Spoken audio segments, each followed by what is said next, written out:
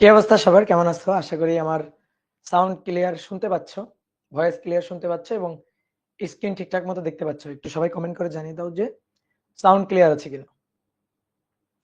ভাই একটা প্রশ্ন প্রশ্ন করো। ওকে, প্রশ্ন করো। একজন বলছো ভাই একটা প্রশ্ন প্রশ্ন করো, সমস্যা নেই। ইমন দাস বলছো নমস্কার দাদা। নমস্কার। কয়েকদিন ক্লাস অফ দিলে ভালো হয় দাদা, কলেজে এক্সাম চলতেছে, সিলেবাস তো আমাদের প্রায় শেষের দিকে, তো আমরা ক্লাস শেষ করে তারপর তো একবারই ছুটি পাবা। ঠিক আছে, একবারে আমরা ক্লাস শেষ করে দিই, আমাদের তো একেবারে শেষের দিকে চলে আসছে ক্লাস। আর তো আমাদের বেশি ক্লাস লাগবে না, এই অধ্যায়টা শেষ হলে তারপর একটা ছোট্ট অধ্যায় আছে। আজকে এই অধ্যায়ের 6 নম্বর ক্লাস। ভাই, দৈর্ঘ্যের আপেক্ষিকতায় পর্যবেক্ষক দুইজন ছিল এবং বস্তু এক জায়গাতেই ছিল, কিন্তু ভরের আপেক্ষিকতায় ঘটনা উল্টাই গেল কেন? নাকি দুইটা একই ঘটনা? ভরের আপেক্ষিকতা তো উল্টাই নাই কিছু। ভরের আপেক্ষিকতা হচ্ছে কি, বস্তুটা তোমার হাতে ছিল, সেটাকে তুমি রকেটের মধ্যে তুলে দিছো, এবার রকেট বস্তুটাকে নিয়ে গতিশীল। এবার দেখো, পর্যবেক্ষক, আগে যেমন পর্যবেক্ষক দুই কাঠামোতে দুইজন পর্যবেক্ষক ছিল, এখানে যে এই যে ভর, এই ভরটাকে তুমি পরিমাপ করতেছো, তুমি একজন পর্যবেক্ষক, ভরটাকে রকেটের মধ্যে তুলে দিছো, আর ওই রকেটটাই ভরটাকে নিয়ে চলে যাচ্ছে। তাহলে তুমি ওই ভরটাকে পরিমাপ করবা, তাহলে গতিশীল অবস্থায় ভরটাকে পরিমাপ করবা এম, আর যখন তোমার হাতে স্থির অবস্থায় ছিল তখন ওটা তো এম নট। ব্যাপারটা একই রকম, ভরের ব্যাপারটা তো আরো সহজ, যে যখন তোমার হাতে ছিল, তোমার কাঠামোতে ছিল, তখন স্থির ছিল, দ্যাট ইজ এম নট।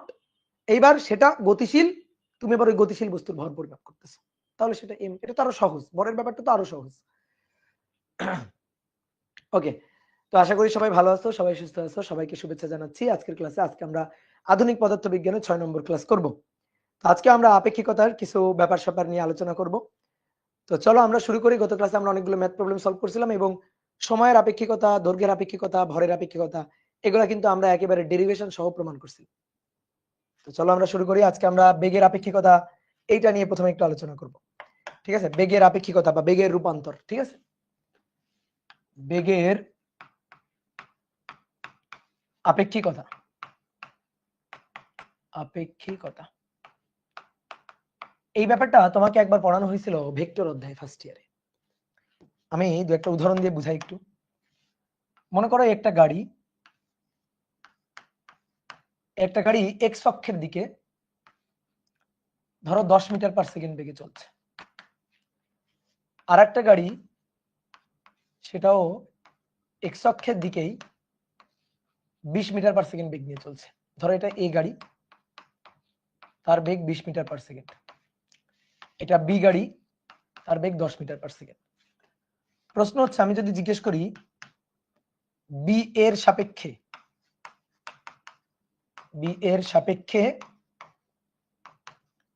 এ গাড়ির বেগ কত? খাটাও প্রথমে কমন সেন্স। তুমি বি গাড়িতে আসো, তুমি হচ্ছে বি গাড়ির ড্রাইভার। এবার এ গাড়িটা চলতেছে তোমার সামনে, এই গাড়িটা চলতেছে সেকেন্ডে 20 মিটার করে সামনে আগাচ্ছে, তুমি তার পিছনে সেকেন্ডে 10 মিটার করে। তো খুবই কমন সেন্স, বি এর সাপেক্ষে এর বেগটাকে মনে হবে 10 মিটার/সেকেন্ড সামনে আগাচ্ছে, অর্থাৎ এক্স অক্ষের দিকে। কি কথা বলছো? কমন সেন্স কাটা কিন্তু বের করে ফেলছি। আমাদের ম্যাথ করার নিয়ম ছিল, আমরা ভেক্টর অধ্যায়ে শিখেছিলাম যে ম্যাথ করার নিয়ম হচ্ছে যার সাপেক্ষে বেগ তার বেগকে উল্টে দিয়ে লব্ধি।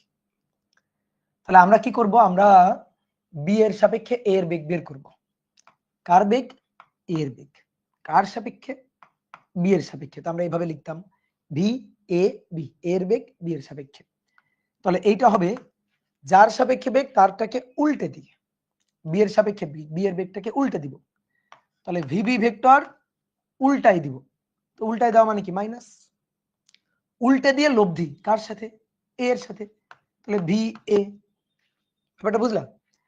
ব্যাপারটা হচ্ছে তুমি কি করবা, বি এর সাপেক্ষে এর বেগ বের করবা। বি এর সাপেক্ষে কার বেগ? এর বেগ। তাহলে যার সাপেক্ষে তার বেগটাকে উল্টে দিয়ে লব্ধি, তাহলে যার সাপেক্ষে কার সাপেক্ষে? বি এর সাপেক্ষে বি এর বেগটাকে যদি উল্টে দিই তাহলে minus VB vector. Minus VB vector উল্টে গেল, মান কিন্তু 10ই থাকলো। এই যে মান কিন্তু 10 থাকলো, তোমার করে দেখাই। উল্টাই দিলাম, উল্টাই দিলে দিকটা চেঞ্জ হয়ে গেল, মান কিন্তু 10 থাকলো। আর এর বেগ যেদিকে আছে সেদিকেই থাকবে। এই যে এর বেগ এটা হচ্ছে 20, তাহলে এবার বলো এটা 20 আর এটা 10, তাহলে এদিকে 10 থাকলো না লব্ধি করে? তাহলে আপেক্ষিক বেগ উল্টাই দিয়ে, যার সাপেক্ষে বেগ তারটাকে উল্টাই দিয়ে দেন লব্ধি করতে হয়। এই যে 10 মিটার পার সেকেন্ড এক্স অক্ষের দিকে। তুমি যদি এই ব্যাপারটাকে ভেক্টর ফরম্যাটে লিখতে চাও তাহলে এটা লিখবা, এর বি এর সাপেক্ষে কার বেগ, এ এর বেগ, এ এর বেগ বি এর সাপেক্ষে, যার সাপেক্ষে তার বেগটাকে উল্টাই দিবা, তাহলে মাইনাস ভিবি বি এর সাপেক্ষে যেহেতু, দিয়ে এ এর সাথে লব্ধি করবা, তাহলে ভি এ তার সাথে লব্ধি করবা আর কি, অর্থাৎ V A minus VB. Shortcut technique শিখাই দিই, এ এর বেগ বি এর সাপেক্ষে ভি এ বি, তাহলে প্রথমে কি এ হচ্ছে ভি এ মাইনাস, তারপর কি বি, তাহলে ভি এ মাইনাস বি শেষ। এবার আমরা একটু ভেক্টর ফরম্যাটে যদি করি, ভি এ হচ্ছে এক্স অক্ষের দিকে, এক্স অক্ষের ধনাত্মক দিকে, তাহলে 20 আই ক্যাপ লাগাই দাও, 20 আই ক্যাপ মাইনাস ভিবি কোন দিকে, এক্স অক্ষের দিকে, তাহলে এক্স অক্ষের দিকে হলে 10 আই ক্যাপ, 10 আই ক্যাপ, তাহলে প্লাস দেখো 10 আই ক্যাপ, এই যে তাহলে আপেক্ষিক বেগ 10 কোন অক্ষের দিকে, এক্স অক্ষের দিকে, একটু আগে তোমার করেও দেখাইছি, যেহেতু মিটার পার সেকেন্ড। বুঝলা? কি বোঝা গেল? যদি এমন হয় ধরো দুটো গাড়ি একই দিকে আসতেছে, দুটো গাড়ি ধরো একই দিকে চলতেছে, এটা বি গাড়ি, ভিবি 10 মিটার পার সেকেন্ড,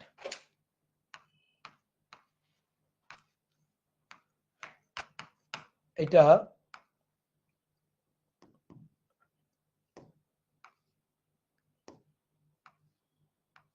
এটা 20 মিটার পার সেকেন্ড, এটা হচ্ছে ভিবি, সরি ভিএ। এবার উল্টা দিকে কমন সেন্স খাটাও, কমন সেন্স খাটাও, উত্তর কি? এর সাপেক্ষে এর বেগ কত মনে হবে? 30, 10 যোগ 20 30 মনে হবে। তো এর সাপেক্ষে ওকে মনে হবে এইদিকে আসতেছে, আর এর সাপেক্ষে একে মনে হবে যেন এইদিকে যাচ্ছে। দেখি আমরা করে বের করি। তো ধরো আমরা বি এর সাপেক্ষে, বি এর সাপেক্ষে এ এর বেগ বের করব। বি এর সাপেক্ষে এ এর বেগ কত? কার বেগ? এ এর বেগ। কার সাপেক্ষে? বি এর সাপেক্ষে। তাহলে ভি এ মাইনাস ভিবি। আসো ভেক্টর ফরম্যাটে, ভি এ এদিকে তাহলে মাইনাস 20 আই ক্যাপ, ভিবি এদিকে তাহলে 10 আই ক্যাপ, এক্স অক্ষের ধনাত্মক দিকে 10 আই ক্যাপ, এখানে মাইনাস, তাহলে দেখো মাইনাস 30 আই ক্যাপ, এত মিটার পার সেকেন্ড। তাহলে বেগের মান কত? 30। আর এর কাছে মনে হবে, এর কাছে ওর গাড়িটার বেগ মনে হবে এক্স অক্ষের ঋণাত্মক দিকে, এই কারণে দেখো মাইনাস আই ক্যাপ চলে আসছে। বুঝলা? যদি এবার 2 নম্বর ধরো এর সাপেক্ষে বি এর বেগ বলতাম, এর সাপেক্ষে বি এর বেগ বলতাম, এর সাপেক্ষে বি এর বেগ, কার বেগ? বি এর। কার সাপেক্ষে? এর সাপেক্ষে বি বি এ, তাহলে তখন হইতো V B minus V A, তাহলে ভিবি এটা 10 I cap minus V A, V A এদিকে অর্থাৎ 20 আই ক্যাপ, কিন্তু এদিকে মাইনাস আই ক্যাপ, তাহলে মাইনাস 20 আই ক্যাপ। এইবার দেখো 30 I cap plus 30 I cap, এত মিটার পার সেকেন্ড। স্বাভাবিক। এর সাপেক্ষে একে তো মনে হবে এইদিকে আসতেছে, কত বেগে? 30 মিটার পার সেকেন্ড বেগে। এই হচ্ছে আপেক্ষিক বেগের হিসাব নিকাশ করার নিয়ম। এটা আমরা ভেক্টর অধ্যায় করছিলাম, এটা আমরা কোন অধ্যায় করছিলাম? ভেক্টর অধ্যায় করছিলাম। কি মনে টনে পড়ে? এবার আসলে একটা ম্যাথ করতে হবে। ম্যাথটা হচ্ছে এরকম, একটা সরল রৈখিক রাস্তা, এই রাস্তা, এখানে একটা গাছ আছে, তুমি এখানে দাঁড়ানো আছো, তুমি এখানে দাঁড়ানো, ধরো এই পর্যবেক্ষক তুমি, একটা বাস, এই যে একটা বাস, এই বাসটা এক্স অক্ষের দিকে যাচ্ছে 50 মিটার পার সেকেন্ড বেগে, এক্স অক্ষের দিকে গতিশীল। ঠিক আছে? এটা কিন্তু এক্স অক্ষ, এক্স অক্ষের দিকে গতিশীল 50 মিটার পার সেকেন্ড বেগে। বাসে বসা একজন পর্যবেক্ষক যার নাম বি। এইবার মনে করো একটা পাখি, ঠিক আছে, মনে করো একটা পাখি উড়ে যাচ্ছে, ধরো একটা পাখি উড়ে যাচ্ছে, পাখিটাকে পাখির মতো করে আঁকি না,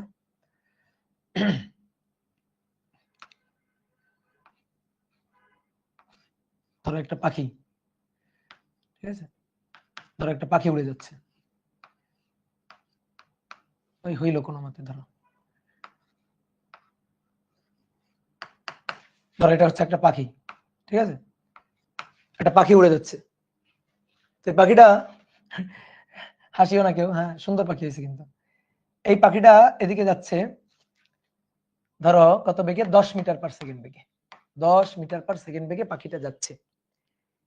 এবার এই যে এই পাখিটা যাচ্ছে 10 মিটার পার সেকেন্ড বেগে, এটা কে দেখছে, কে বলছে আর কি? এই সব কথাগুলা এই বলছে, এই বলছে স্থির, সে বলছে যে পাখিটা যাচ্ছে 10 মিটার পার সেকেন্ড বেগে, ঠিক আছে, এই গাড়িটা যাচ্ছে 50 মিটার পার সেকেন্ড বেগে। আচ্ছা পাখির বেগটা আরেকটু বাড়াই দিই, আসো পাখির বেগটা একটু বাড়াই দিই, বাড়াই কত দিব, ধরো ধরো 80 metre per second, 80 metre per second বাড়াই দিলাম। তাহলে এবার এই কথাগুলা এই স্থির পর্যবেক্ষক বলছে, কিন্তু এ কিন্তু স্থির ধারণা। তাহলে এ বলছে, এ দেখছে গাড়ি যাচ্ছে এত বেগে, এ দেখছে গাড়ি পাখি উঠতেছে এত বেগে। প্রশ্ন হচ্ছে বি এর সাপেক্ষে, বি এর সাপেক্ষে, বি এর সাপেক্ষে, বি এর সাপেক্ষে পাখির বেগ কত হবে, পাখির বেগ কত হবে বি এর সাপেক্ষে। তাহলে পাখি, এটা ভিপি, হ্যাঁ ভিপি, তো খুবই সহজ, এ তো ভাই স্থির, তাহলে ওর এই হিসাবের বাইরে রাখো, ও তো স্থির। তাহলে এবার বি এর সাপেক্ষে পাখির বেগ, এর সাপেক্ষে পাখিটার বেগ, পাখির বেগ বি এর সাপেক্ষে, তাহলে ভি পি বি, তাহলে ভিপি মাইনাস ভিবি, ভিপি কত 80 আই ক্যাপ, ভিবি 50, 50 কত আই ক্যাপ, তাহলে কত 30 I cap metre per second. স্বাভাবিক, স্বাভাবিক 30। দেখো এর সাপেক্ষে তো মনে হবে পাখি উড়ে যাচ্ছে 80, ঠিক আছে, তাহলে এর সাপেক্ষে তো মনে হবে ওটা 30 মিটার পার সেকেন্ড বেগে উড়ে যাচ্ছে, এর সাপেক্ষে মনে হবে। কি পারবো না, বলো পারবো কিনা? আচ্ছা এবার মনে করো একটা সরল রৈখিক রাস্তা, সরল রৈখিক রাস্তা, এখানে একজন পর্যবেক্ষক দাঁড়ানো, এখানে একজন পর্যবেক্ষক দাঁড়ানো, এই একটা গাড়ি, একটা বাস, বাসটা যাচ্ছে 50 মিটার পার সেকেন্ড বেগে, বাসের বেগ ভি বি, বাসের মধ্যে একজন পর্যবেক্ষক আছে, এটা ভি বি। এইবার বাসের এই পর্যবেক্ষক, এই পর্যবেক্ষকের দাবি, ঠিক আছে, বাসের যে পর্যবেক্ষক সে দাবি করছে, তার দাবি হচ্ছে এবার পাখিটা উড়ে যাচ্ছে, ঠিক আছে, ধরো এই যে পাখি, পাখিটা উড়ে যাচ্ছে, এর দাবি যে পাখি উড়ে যাচ্ছে 20 মিটার পার সেকেন্ড বেগে, এর দাবি। তাহলে এ দাবি করছে, এর দাবি, ঠিক আছে, এটা পি এর বেগ ভিপি, ঠিক আছে, এটা ভিপি। তাহলে শোনো এবার দেখো ভিপি এর মান কিন্তু এটা দেওয়া নেই, ভিপি এর মান এই যে ভিপি এটা কিন্তু দেওয়া নেই। তাহলে এটা হচ্ছে পাখি, এটা হচ্ছে পাখি। এবার পাখির বেগ এর দাবি, এ দাবি করছে, এ দেখছে, তার মানে বি এর সাপেক্ষে, বি এর সাপেক্ষে পাখির বেগ, পাখির বেগ 20 মিটার পার সেকেন্ড। তাহলে এর সাপেক্ষে পাখির বেগ কত, এর সাপেক্ষে পাখির বেগ কত বের করো তো, বলো বেগ কত, 70 আই ক্যাপ। ইয়েস, দেখো এ অলরেডি 50-এ যাচ্ছে, অলরেডি 50-এ যাচ্ছে, ফিল করো 50-এ যাচ্ছে, সে কাউকে দেখতেছে 20 মিটার পার সেকেন্ড বেগে যাচ্ছে, এ বলছে 20 মিটার পার সেকেন্ড, এর দাবি। তাহলে এ যদি ওকে 20 মিটার পার সেকেন্ড বলে, তাহলে স্থির কোন পর্যবেক্ষক সে তো ওইটাকে 50 metre per second plus 20 metre per second 70 metre per second দেখবে, তাই না? এর সাপেক্ষে এর বেগ 50, আবার এ বলতেছে ওইটা হচ্ছে 20, তো এ তো নিজের স্থির ভাববে, কিন্তু ও তো আসলে 50, এর সাপেক্ষে 50-এ যাচ্ছে, ও যখন এর বেগ বলবে তখন তো 20 বলতেছে, তাহলে আসলে ওইটার বেগ হচ্ছে 70 মিটার পার সেকেন্ড। যদি অনেক ভাই ম্যাথ ট্যাথ করে একটু বের করে দেন তো, ম্যাথ করে, তাহলে এটা এর বেগ, তো আমাদের চাইছে এর সাপেক্ষে পাখির বেগ, এর সাপেক্ষে এর বেগটা চাইছে, আমাদের চাইছে বিপি এ, এইটা আমাদের চাইছে, এইটা। তাহলে কি দেওয়া আছে, বি এর সাপেক্ষে পাখির বেগ দেওয়া আছে, বি এর সাপেক্ষে, তো বি এর সাপেক্ষে পাখির বেগ, পাখির বেগ বি এর সাপেক্ষে দেওয়া আছে, তাহলে ভিপি মাইনাস ভিবি, এটা দেওয়া আছে কত, এটা দেওয়া আছে হচ্ছে 20 আই ক্যাপ, বি এর সাপেক্ষে পাখির বেগ, বি এর সাপেক্ষে পাখির বেগ, পাখির বেগ বি এর সাপেক্ষে VP minus VB 20 I cap, আর এর সাপেক্ষে এর বেগ হচ্ছে 50 মিটার পার সেকেন্ড। দেখো এর সাপেক্ষে এর বেগ, এর সাপেক্ষে বি এর বেগ, এই যে বি এর প্রকৃত বেগ আর কি, এত স্থির, তাহলে এর সাপেক্ষে যে বেগটা সেটা কত 50 মিটার পার সেকেন্ড। তাহলে বি এর বেগ এ এর সাপেক্ষে দেওয়া আছে, তাহলে VB minus VA, VB minus VA, VB minus VA কত 50 আই ক্যাপ। আর এ তো স্থির দাঁড়ানো, এ কেমন স্থির দাঁড়ানো, তাই না? তাহলে এ যদি স্থির হয় তাহলে ভিএ এটা তো 0, তাহলে ভিবি 50, এই ভিবি এর মান 50 বসাও, তাহলে ভিপি এর মান পাবা, এখান থেকে ভিপি পাবা, তো এটার মান এই যে 50, এটার মান 50 এখানে বসাও, তাহলে অতএব ভিপি 20 আই ক্যাপ মাইনাস ওই পাশে গিয়ে প্লাস ভিবি, তাহলে 20 আই ক্যাপ, আর এই যে ভিবি মানে 50 আই ক্যাপ, 70 আই ক্যাপ। এই যে ভিপি বের করলাম, এই যে ভিপি কার সাপেক্ষে এর সাপেক্ষে, এ তো স্থির এর সাপেক্ষে। তারপর মনে করো না ভাই আমার তো এটা চাইছে, অ্যান্সার অলরেডি হয়ে গেছে, এটা চাইছে, আচ্ছা আসো এটাই বের করি। ভিপি এ, তাহলে ভিপি মাইনাস ভিএ এইটা লাগবে আমার, তো এর মান তো 0 আর ভিপি এর মান এই যে ভিপি এর মান 70 আই ক্যাপ, আর এটা তো 0ই, তাহলে 70 আই ক্যাপ, এই যে অ্যান্সার, এটা অ্যান্সার। বুঝতে পারছো কি ক্লিয়ার? বুঝতে পারছি? তাহলে এইভাবে আমরা হিসাব নিকাশ করতাম ফার্স্ট ইয়ারে এভাবে আমরা হিসাব নিকাশ করতাম, বুঝলা? তাহলে এই একজন পর্যবেক্ষক, এই হচ্ছে একটা বাস, আগে পাখি দেখতেছিল, এবার বাস যাচ্ছে 50 মিটার পার সেকেন্ড বেগে, ঠিক আছে, বাস যাচ্ছে 50 মিটার পার সেকেন্ড বেগে, বাসে বসা একজন পর্যবেক্ষক। এবার বাসে বসা একজন পর্যবেক্ষক, এটা এবার একটা আলোর কণা, একটা ফোটন কণার বেগ হচ্ছে সি, এ দেখছে, এ ফোটন কণার বেগ দেখছে সি, তাহলে এর দেখা বেগ সি, এ দেখছে সি, তাহলে প্রশ্ন হচ্ছে এ কত বেগ দেখবে, এর পরিমাপকৃত বেগ কত, এটা এ, এই কাঠামোটা বি, তাহলে এর সাপেক্ষে এর সাপেক্ষে ফোটন কণার বেগ, ফোটন মানে আলো, যার বেগ ফোটন কণার বেগ সি, ফোটন কণার বেগ কত?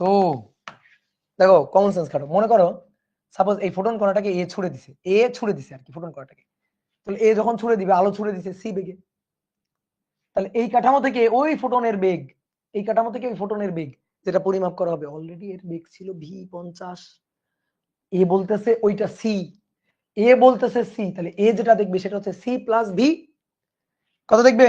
তাহলে এর সাপেক্ষে ফোটনের বেগ, তো এই যে বেগটা হবে, সেই বেগটা হবে কত 50 প্লাস সি, এরকম হবে না? 50 প্লাস সি, এই জিনিস হয়ে যাবে না? এই যে 50 প্লাস সি, এটা তো হিসাব মতে হয়ে যাওয়া উচিত, কিন্তু এটা তো হতে পারবে না, এটা সি হবে, এটাই হচ্ছে আইনস্টাইন আপেক্ষিকতা। তাহলে ভাই আগে যে আমরা এগুলো ভাই, এখানে বেগের মান দেখছো 20 metre per second, 50 metre per second, এর সাপেক্ষে এর বেগ তো 50 মিটার পার সেকেন্ড, আলোর বেগের কাছাকাছি বেগ, আর এটা কি আলোর বেগ, তো পাখির বেগ, তাহলে এবার এটা ফোটনের বেগ, ঝামেলা এখানে লাগছে, যে হওয়ার কথা ছিল 50 প্লাস সি, কিন্তু ওটা সি 50 প্লাস সি হবে না, হবে সি। তাহলে যে বেগের আপেক্ষিকতা, তাহলে আগের ব্যাপারগুলো এখন আর চলবে না, যখন এর সাপেক্ষে এ যখন আলোর বেগের কাছাকাছি বেগ নিয়ে গতিশীল অথবা আলোর বেগের হিসাব নিকাশ করবে, তখন এই আপেক্ষিকতার ব্যাপার হবে না, সকল কাঠামো থেকে সকল পর্যবেক্ষক আলোর বেগকে একই হিসাব করবে, ভাই আপনার মাইক মারা গেছে, মাইক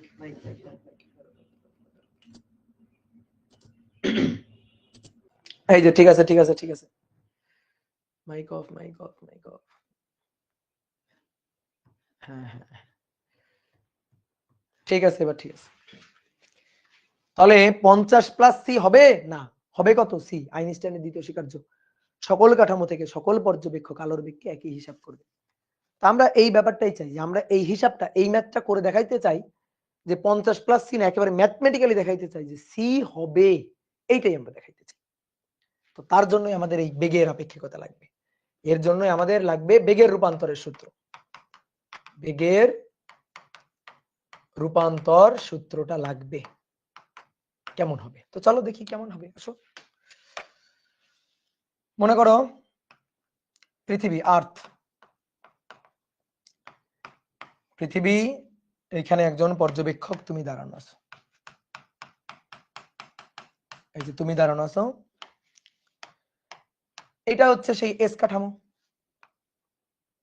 এস কাঠামো।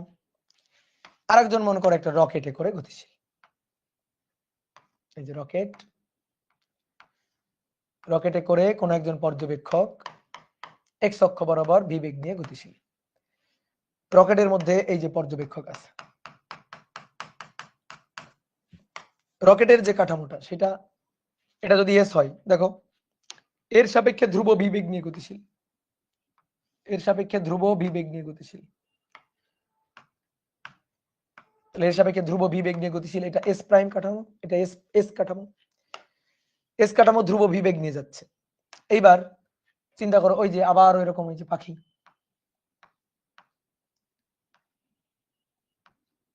ধরো এই যে পাখি, ঠিক আছে, এই পাখিটা,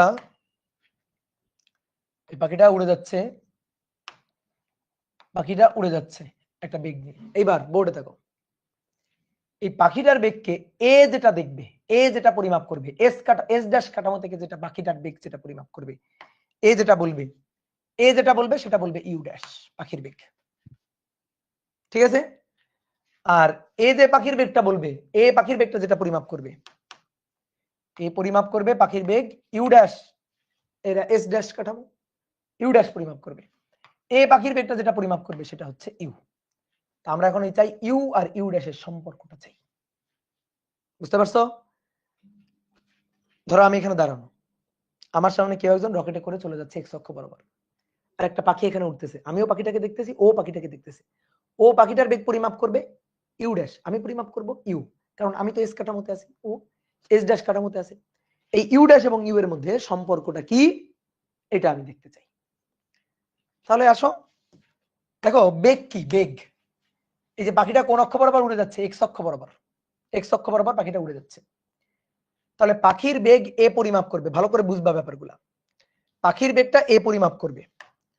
তাহলে এ পাখিটার স্থানাঙ্ক এ কত দেখে, পাখিটার স্থানাঙ্ক এক্স অক্ষ বরাবর পাখিটার অবস্থানে কত দেখে, এক্স ড্যাশ দেখে না, এক্স ড্যাশ দেখে। তাহলে এর সাপেক্ষে অবস্থানের পরিবর্তনের হার, এর সময় কত মাপে, টি ড্যাশ মাপে, টি ড্যাশ। তাহলে ইউ ড্যাশ হবে, ইউ ড্যাশ এক্স অক্ষ বরাবর বেগ, এক্স অক্ষ বরাবর বেগ, তাহলে ইউ ড্যাশ হবে D X dash DT dash, বুঝতে পারছো?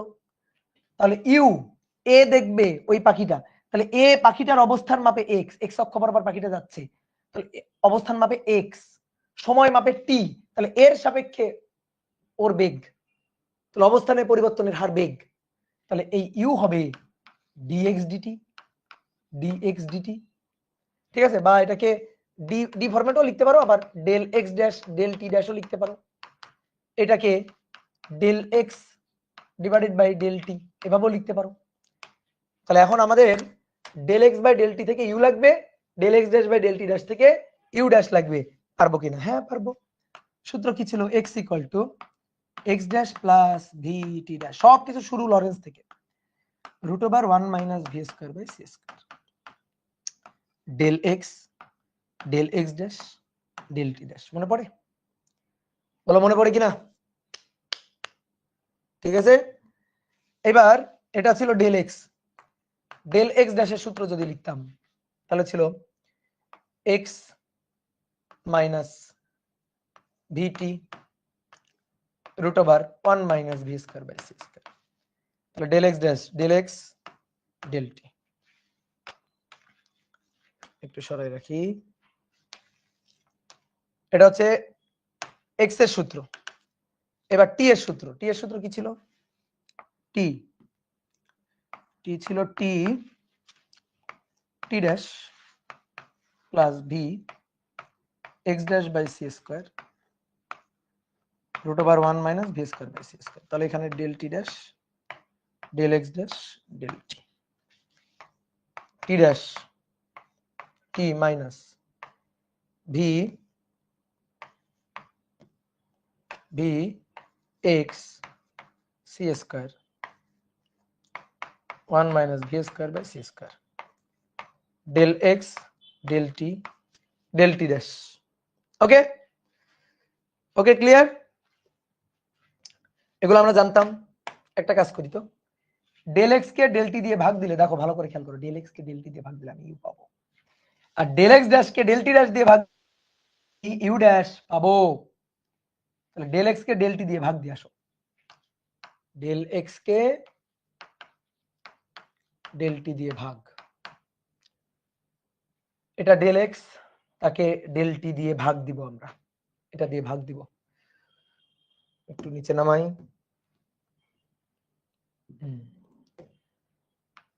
তাহলে উপরে del X dash plus V del T dash, নিচে root over 1 minus V square by C square, তারপরে এটা del T dash plus V del X dash by C square, root over 1 minus V square by C square, 1 minus V square by C square, root over 1 minus V square by C square, আর root over 1 minus V square by C square কাটাকাটি, del X by del T, এটার এটা কেটে গেল, কিন্তু del X dash plus V del T dash divided by del T dash plus V del X dash by C square. একটা কাজ করো, এই যে উভয় পক্ষকে ডেল টি ড্যাশ দিয়ে ভাগ দিয়ে দাও, উপরেও ডেল টি ড্যাশ দিয়ে ভাগ দিবা, নিচেও ডেল টি ড্যাশ দিয়ে ভাগ দিবা, তাহলে del X by del T, del X by del T, আমার তো ইউ এবং ইউ ড্যাশের সম্পর্ক লাগবে, তো del X by del T মানে ইউ, তাহলে del X dash by del T dash, কেন ডেল টি ড্যাশ দিয়ে ভাগ দিব, এই যে ডেল টি ড্যাশ দিয়ে কেন ভাগ দিব, del X dash by del T dash U dash চলে আসবে, এই যেটা ইউ ড্যাশ চলে আসবে, তাহলে del X dash divided by del T dash দিয়ে ভাগ দিচ্ছি V del T dash,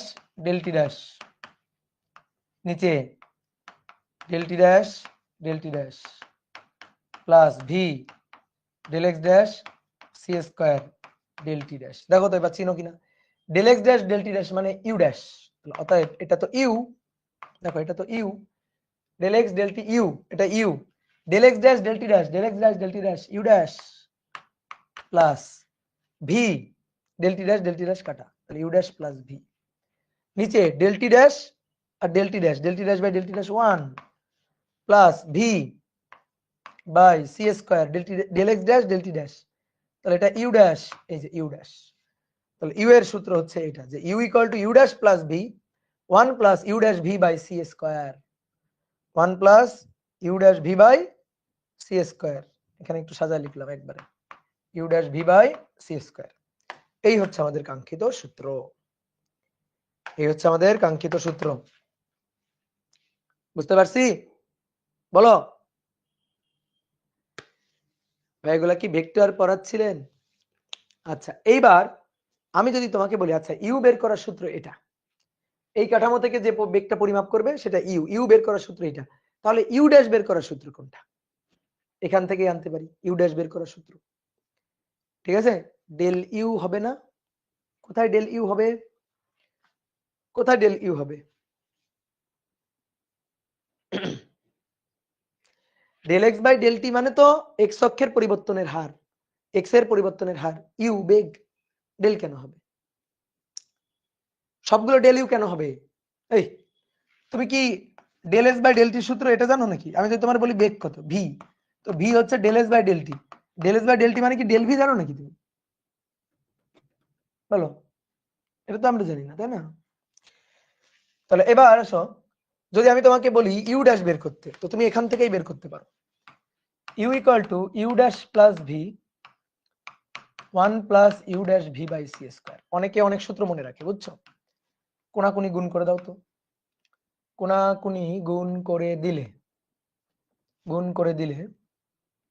you plus you dash V by C square, U dash plus V, আমি ইউ ড্যাশ চাই, তাহলে ইউ ড্যাশের দুইটাকে একপাশে নিয়ে যাবো, এইটা আর এইটাকে একপাশে নিয়ে যাবো, তাহলে ইউ মাইনাস ভি, ভিটা এই পাশে আসলো, ইউ ড্যাশ কমন নিলাম, তাহলে 1 মাইনাস এটাকে ওই পাশে নিব, ইউ ড্যাশ কমন নিলে U V by C square. তাহলে অতএব ইউ ড্যাশ হচ্ছে U minus V 1 minus U V by C square. এটা হচ্ছে ইউ ড্যাশের সূত্র, এটা ইউ ড্যাশের সূত্র। বোঝা গেছে?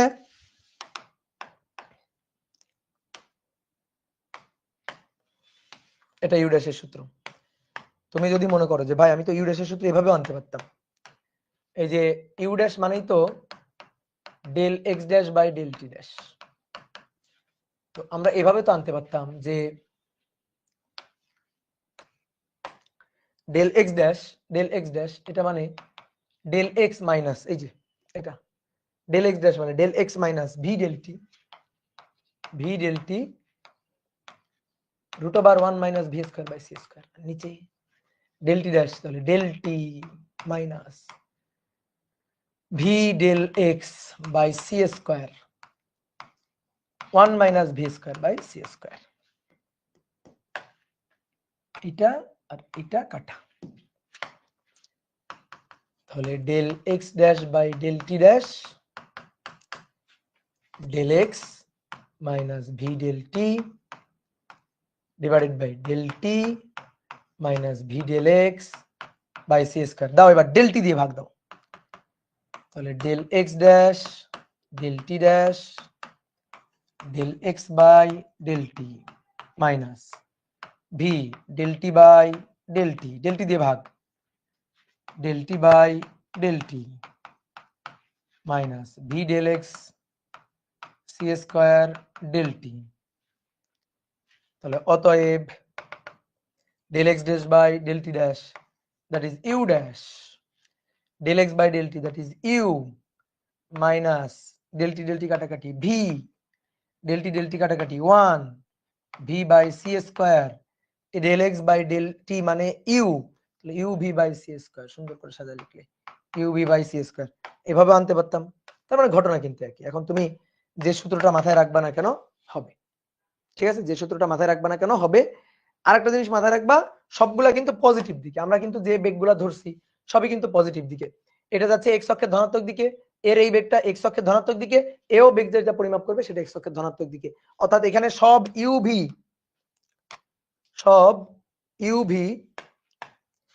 ইউ ভি এবং ইউ ড্যাশ সব ধনাত্মক এক্স অক্ষের দিকে, কিন্তু এটা ধরে আমরা প্রমাণটা করছি ধনাত্মক এক্স অক্ষের দিকে, এটা ধরে আমরা প্রমাণ করছি। এখন এর মধ্যে কোনোটা যদি এক্স অক্ষের ঋণাত্মক দিকে হয়, উল্টা দিকে হয়, তাহলে আমরা হিসাব করার সময়, সূত্র লেখার সময় সেই বেগটার আগে মাইনাস দিয়ে ম্যাথ করব, যদি কোনোটা এক্স অক্ষের ঋণাত্মক দিকে হয়, আমরা সবগুলোকে ধরে নিছি ইউ ধনাত্মক দিকে, ইউ ড্যাশ ধনাত্মক দিকে, ভি এক্স অক্ষের ধনাত্মক দিকে, এটা ধরে আমরা হিসাব করছি, মানে আমরা ধনাত্মক দিক ধরে হিসাব করছি। কোনোটা যদি এবার উল্টা দিকে হয় তাহলে তার আগে মাইনাস বসাই দিব, এটাই হচ্ছে কাহিনী। ঠিক আছে, চলো এবার চলো ভাই, আমাদের এই ক্লাসগুলো করলে কি ইঞ্জিনিয়ারিং নতুন ক্লাস করা লাগবে? কারণ আপনি তো মাশাআল্লাহ ইঞ্জিনিয়ারিং স্লাইডের অনেকগুলো অঙ্কই করে দেন। হ্যাঁ, মোটামুটি করাই দিই, তবে স্লাইড দেখো। হ্যাঁ, কারণ ইঞ্জিনিয়ারিং ব্যাচে তো একটু বেশি ম্যাথ করানোই হয়, ঠিক আছে, বেশি ম্যাথ করানো হয় একটু।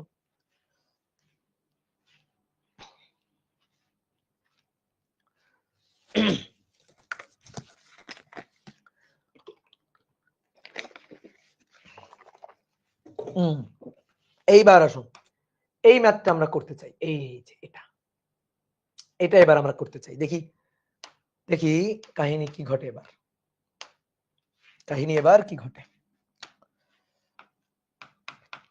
একজন পর্যবেক্ষক এই যে এখানে স্থির দাঁড়ানো, তার সাপেক্ষে রকেট,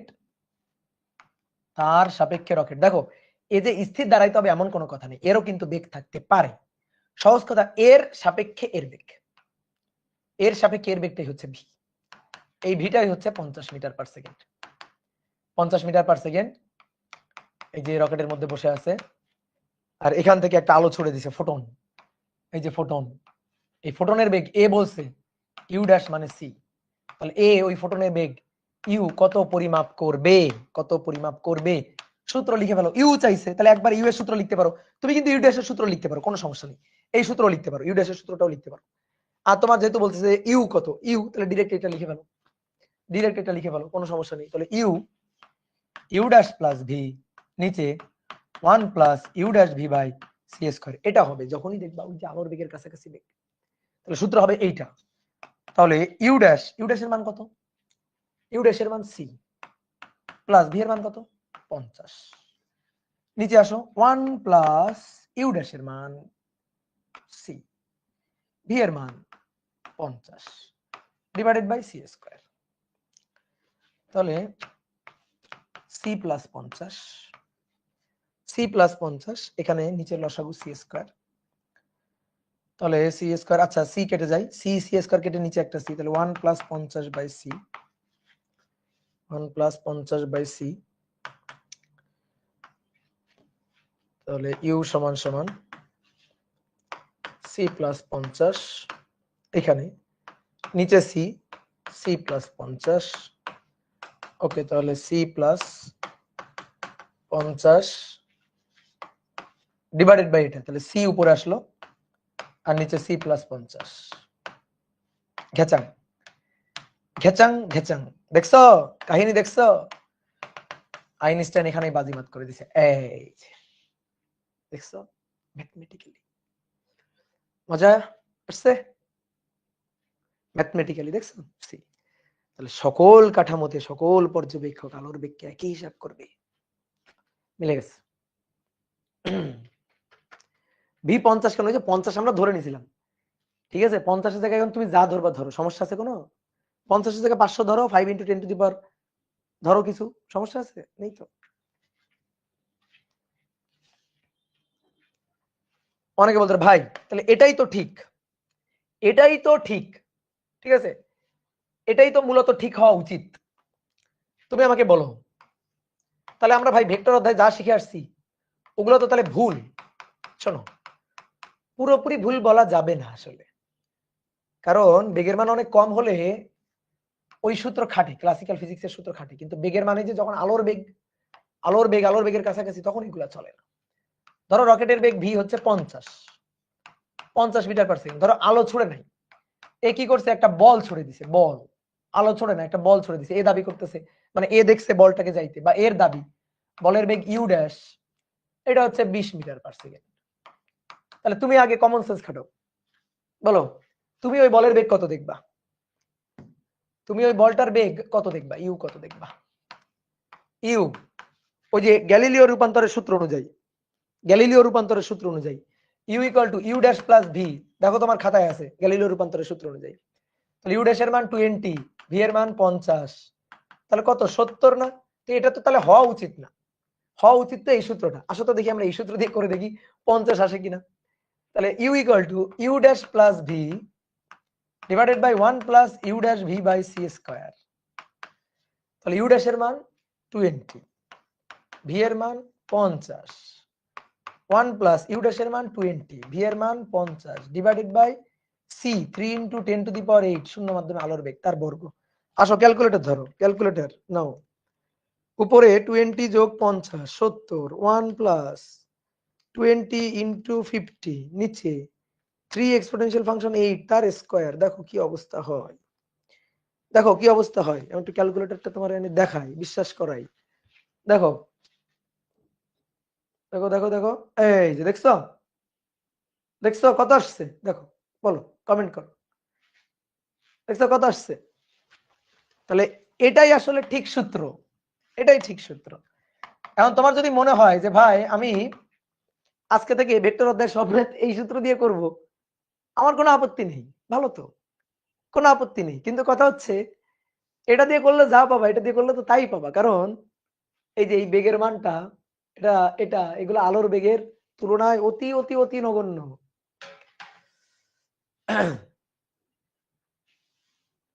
মজা না? তোমার যদি এখন মনে হয় আমি ভেক্টর অধ্যায় ভাই আবার নতুন করে পড়বো, আমি আপেক্ষিক বেগের হিসাব নিকাশ এখন নতুন করে শিখবো, খুব ভালো, কোনো সমস্যা নেই, ঠিক আছে? তাহলে ভেক্টর ফর্মে লেখা লাগবে না, এখন ভেক্টর ফর্মেটে লিখতে চাইলে লিখবা, এই ইউ ড্যাশ ভেক্টর ফর্মেটে লিখবা, সবকিছু লিখবা ভেক্টর ফর্মেটে, কোনো সমস্যা আছে? নেই, তবে মান বের করছি আমরা, জাস্ট মানটা বের করছি। বোঝা গেছে? গুড। এইবার আসো দেখো, এখানে একজন পর্যবেক্ষক আছে পৃথিবীতে, এর সাপেক্ষে একজন পর্যবেক্ষক আছে, এই পর্যবেক্ষকের সাপেক্ষে একটা রকেট ভি বেগ নিয়ে যাচ্ছে। এই ভি বেগ হচ্ছে 0.8 সি বেগ, আলোর বেগের 80%। আর এর মধ্যে একজন পর্যবেক্ষক আছে। এই পর্যবেক্ষক কি করছে, এখান থেকে আলো ছড়ে দিছে, একটা ফোটন ছড়ে দিছে এই কাঠামো থেকে। ঠিক আছে, এখান থেকে একটা ফোটন ছড়ে দিছে এই কাঠামো থেকে, বা ফোটন ফোটন না বলি, ধরো একটা বল ছড়ে দিছে, একটা বল ছড়ে দিছে, বলটাকে আবার ছড়ে দিছে, এ দাবি করছে, এর দাবি বলটাকে ছড়ে দিছে 0.7 সি বেগে। তাহলে এই কাঠামো থেকে, ঠিক আছে, এই পর্যবেক্ষক ওই বেগটা কত পরিমাপ করবে? এই পর্যবেক্ষক বলটির বেগ কত পরিমাপ করবে? এই পর্যবেক্ষক বলটির বেগ কত পরিমাপ করবে বলো এবার। এই পর্যবেক্ষক বলটির বেগ কত পরিমাপ করবে?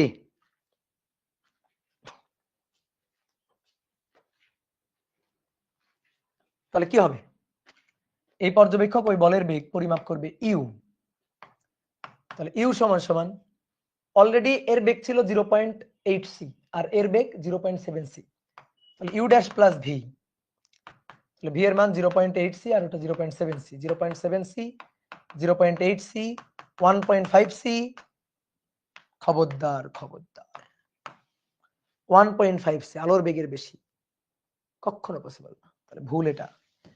তাহলে এই ক্ষেত্রে অবশ্যই ইউ, এই কাঠামো থেকে যে বেগটা সে পরিমাপ করবে ইউ, সেটা হবে U dash plus V 1 plus you dash V by C square. দেখো এইভাবে হিসাব করলে কি আলোর বেগের বেশি হবে? না, হবে না। 0.7 সি প্লাস 0.8 সি, দেখো 1 প্লাস 0.7 সি গুণ 0.8 C by C square, C square কাটাকাটি, তাহলে উপরে হচ্ছে 1.5 সি, ঠিক আছে, 0. উপরে 1.5 সি আর নিচে 1 প্লাস সি স্কয়ার কাটাকাটি 1 plus 1.5, 1 plus 1.5, 1.5 divided by 1 plus 1.5, 0.6 C. ঠিক আছে, হিসাব একজন বলছে 0.9,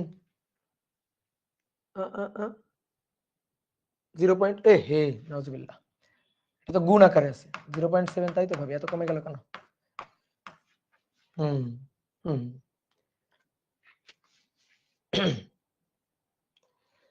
তাহলে এবার উপরে 1.5, হ্যাঁ, আর নিচে 1 প্লাস 0.7 গুণ 0.8, 0.9। হ্যাঁ দেখো, এই যে এক কোনোদিন হবে না, 0.961 সি, দেখো আলোর বেগের সমান হচ্ছে না, বুঝতে পারছো? ক্লিয়ার? কত মজার না বলো। তাহলে এই হচ্ছে হিসাব। তুমি কোনোদিন আলোর বেগের বেশি পাবা না, তুমি কখনোই আলোর বেগের বেশি পাবা না, ঠিক আছে? আলোর বেগের বেশি তুমি কখনোই পরিমাপ করতে পারবা না, পরিমাপ করতে পারবা না আলোর বেগের বেশি, কখনোই না। তাহলে এই হচ্ছে ব্যাপার। তাহলে এবার একটা ম্যাথ করবা, যে এটা হচ্ছে এ বস্তু, এই বস্তুটা এদিকে যাচ্ছে 0.8 সি বেগে, আর এই একটা বস্তু এদিকে যাচ্ছে, এটা বি বস্তু 0.7 সি বেগে। প্রশ্ন, এ এর সাপেক্ষে বি এর বেগ কত? এর সাপেক্ষে বি এর বেগ কত, এটা বের করতে হবে। দেখো নরমালি হওয়ার কথা কি, যদি আমরা ক্লাসিক্যাল ফিজিক্স দিয়ে চিন্তা করি তাহলে হওয়ার কথা কি 0.8c প্লাস 0.7c পরস্পরের বিপরীত দিকে আসতেছে, যোগ হয়ে যাবে, পরস্পর মুখোমুখি, একটা সাপেক্ষে আরেকটা বেশি হবে। তাহলে 0.8c প্লাস 0.7c এটার হওয়ার কথা ছিল, কিন্তু এগুলো তো হবে না। তাহলে যেটা হবে সেটা হচ্ছে 0.8c প্লাস 0.7c, এটা হওয়ার কথা ছিল, ওকে এটা হবে না, তাহলে 1 plus 0.8c into 0.7c divided by c square. বুঝলা? u plus v 1 plus v by c square.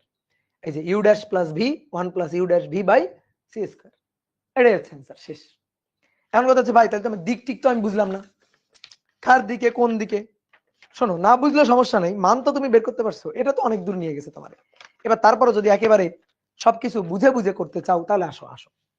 দেখো এই যে বেগ, এর বেগ এত, এর বেগ এত, কে বলছে এই কথাগুলো? বলছে কে? কে বলছে? কে? আমার চাইছে এর সাপেক্ষে এর বেগ, এর সাপেক্ষে যদি এর বেগ হয় তাহলে অবশ্যই এই বেগ 0.7c এ বলে নাই, 0.7c অন্য কেউ বলছে। বুঝতে পারছো আমার কথা কি? বুঝতে পারছো? এই বস্তুর বেগটা 0.8c, এই বস্তুর বেগটা, আর এই আর একটা বস্তু এদিক দিয়ে আসতেছে, এর বেগ 0.7c। এটা এ আর এটা বি, এর সাপেক্ষে এর বেগ চাইছে, তাহলে 0.7c এর সাপেক্ষে এর বেগ না, না এটা এর সাপেক্ষে এর বেগ, এটা দাও নেই। এর সাপেক্ষে এর বেগ চাইছে, তার মানে 0.7c কে বলছে? 0.8c কে বলছে? কে বলছে এই বেগটা যে 0.8c এর বেগ, এটা কে বলছে? এই বেগটা যে 0.7c এই বেগ, কে বলছে? এটা বলছে কে? বলছে হচ্ছে এই যে এইখানে কেউ দাঁড়ানো, এইখানে কেউ স্থির দাঁড়ানো কোন পর্যবেক্ষক, এই যে স্থির দাঁড়ানো এই যে পর্যবেক্ষক, এ বলছে, এই যে পৃথিবীতে থাকা এই পর্যবেক্ষক বলছে। বুঝতে পারছো? তাহলে যে পর্যবেক্ষক স্থির সে বলছে আর কি, এই যে এখানে স্থির পর্যবেক্ষক এস কাঠামোর পর্যবেক্ষক বলছে। তাহলে এবার আসো, এর সাপেক্ষে এর বেগটা চাইছে, ঠিক আছে, আর এর বেগ 0.8c। এখন তোমার বুঝতে হবে কোনটা আমার ইউ, কোনটা আমার ইউ ড্যাশ, কোনটা আমার ভি, এটা তোমার বুঝতে হবে। দেখো এর সাপেক্ষে এর বেগ চাইছে না, এর সাপেক্ষে এর বেগ চাইছে, এ তো গতিশীল, অর্থাৎ এ হচ্ছে এস প্রাইম কাঠামো, এর সাপেক্ষে এর বেগ চাইছে, অর্থাৎ আমাদের ইউ ড্যাশটা বের করতে বলছে, ঠিক আছে। এর সাপেক্ষে এ 0.8c বেগে গতিশীল, তাহলে এটা ভি দেওয়া আছে। বুঝলা? বুঝতে পারলাম? আমি আরেকবার বলি দেখো,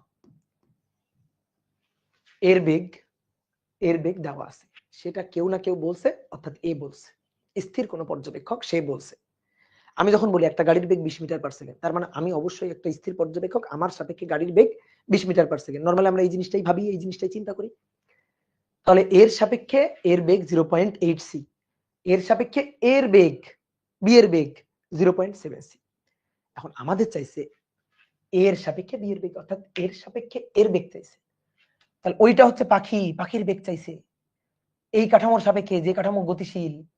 তাহলে এই যে বেগটা গতিশীল কাঠামোর বেগটা, এটা ভি, আর এর সাপেক্ষে ওই পাখির বেগ চাইছে, অর্থাৎ ইউ ড্যাশ আমাদের চাইছে। আর এ দেখতেছে ওই যে পাখিটা এদিকে আসতেছে, তাহলে এ দেখতেছে ওই যে পাখিটার বেগ ইউ, বুঝছো? ইউ, তো সেই ইউটাই হচ্ছে এটা দেওয়া আছে, কিন্তু ইউ কত? ইউ হচ্ছে -0.7c। দেখো আমি কি বলছিলাম, এর সাপেক্ষে এর বেগ ধনাত্মক দিকে, ওকে প্লাস, ঠিক আছে। আমি ইউ ড্যাশটা বের করবো, আমি জানি না ইউ ড্যাশটা প্লাস না মাইনাস কি আসবে আমি জানি না। এর সাপেক্ষে এর বেগ ধনাত্মক দিকে ছিল ওই যে যখন আমরা থিওরি করছিলাম, ডেরিভেশন করছিলাম, কিন্তু উল্টা দিকে, তার মানে মাইনাস। তাহলে ইউ আমার দেওয়া আছে এটা, ইউ ড্যাশ আমার বের করতে হবে, ভি আমার দেওয়া আছে। এখন তুমি যে কোনো সূত্রে যাইতে পারো, you equal to you dash plus V divided by 1 plus you dash V by C square. তুমি এই সূত্রেও যাইতে পারো, এখান থেকে তোমার ইউ ড্যাশের মানটা বের করতে হবে। তাহলে ইউ ড্যাশের মানটা যদি বের করো, ইউ এর মান কত? ইউ এর মান মাইনাস 0.7c। ইউ ড্যাশের মান বের করতে চাই, প্লাস ভি এর মান 0.8c, তারপরে 1 প্লাস ইউ ড্যাশের মানটা বের করতে চাই, ভি এর মানটা 0.8c প্লাস 0.8c আর কি, আর নিচে হচ্ছে সি স্কয়ার। তাহলে আসো দেখি কি পাওয়া যায়, ইউ ড্যাশ প্লাস 0.8c, এটার সাথে এটা গুণ করব, তাহলে মাইনাস 0.7c। এবার সি আর সি স্কয়ার কেটে নিচে একটা সি, তাহলে এটার সাথে যদি গুণ করি তাহলে plus 0.8 u dash, 0.8 u dash by c, 0.8 u dash by c, তার সাথে গুণ এটা, অর্থাৎ মাইনাস 0.7 সি। এই সি আর এই সি কেটে গেল।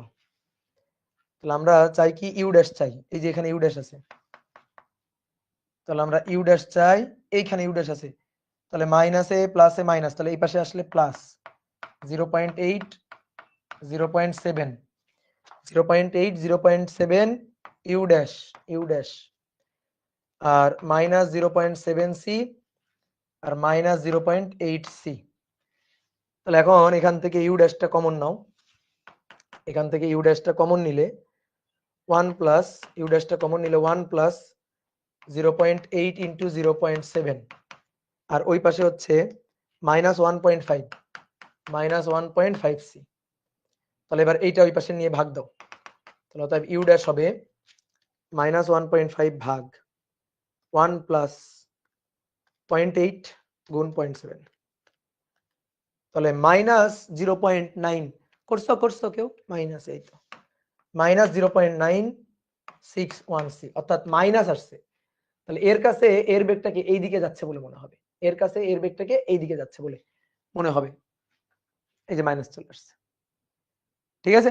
তাহলে অ্যান্সার চলে আসছে না? এইবার তোমার মতে ভাই এগুলো তো আমার কঠিন লাগলো, এগুলো তো এই যে কোনাকুনি গুণ টুন করে কি করছেন এগুলা। আচ্ছা তাহলে কি বের করতে বলছে? U dash. তো ইউ ড্যাশের ডিরেক্ট সূত্র লিখি। ভাই আমরা ইউ ড্যাশের ডিরেক্ট সূত্র লিখি, অর এই দেখেন ইউ ড্যাশের ডিরেক্ট সূত্র, আপনি পারেন না কিছু না, কত বড় করে করছেন। ইউ ড্যাশের ডিরেক্ট সূত্র কি ছিল? এই দেখেন, কই কই কই কই কই রে, এই যে ইউ ড্যাশের ডিরেক্ট সূত্র, এই যে ইউ ড্যাশের u minus v 1 minus u v by C square ছিল না? ডিরেক্ট সূত্র u minus V 1 minus U V by C square. তাহলে ইউ হচ্ছে এটা minus 0.7 c minus v, v হচ্ছে প্লাস 0.8 সি, এই যে প্লাস 0.8 সি। এবার 1 মাইনাস ইউ এর মান মাইনাস 0.7 সি, ভি এর মান প্লাস 0.8 সি ডিভাইডেড বাই নিচে সি স্কয়ার। তো করো এখান থেকে হিসাব করো, একই রকমই আসবে। তাহলে মাইনাস 0.961 সি आंसर। তো ভাই আমি এভাবে করব, করো, আমার কোনো আপত্তি আছে নাকি? কোনো আপত্তি নাই। ইউ ধরা বোঝো নাই? আচ্ছা ইউ পাখির বেগ না, এই যে পাখি পাখি, এটা পাখির মতো এই বেগটা, তো এ পরিমাপ করছে না, এ পরিমাপ করলে ইউ, আর এর সাপেক্ষে পরিমাপ করলে ইউ ড্যাশ। ভাই সহজ কথা, যে স্থির সে যে বেগটা পরিমাপ করবে সেটা ইউ না? দেখো তো ভাই, যে স্থির, আমরা যখন এই যে থিওরি ডেরিভেশন দেখলাম, যে স্থির কাঠামোতে আছে এস কাঠামোতে, সে পাখির বেগটা যখন পরিমাপ করবে ইউ না?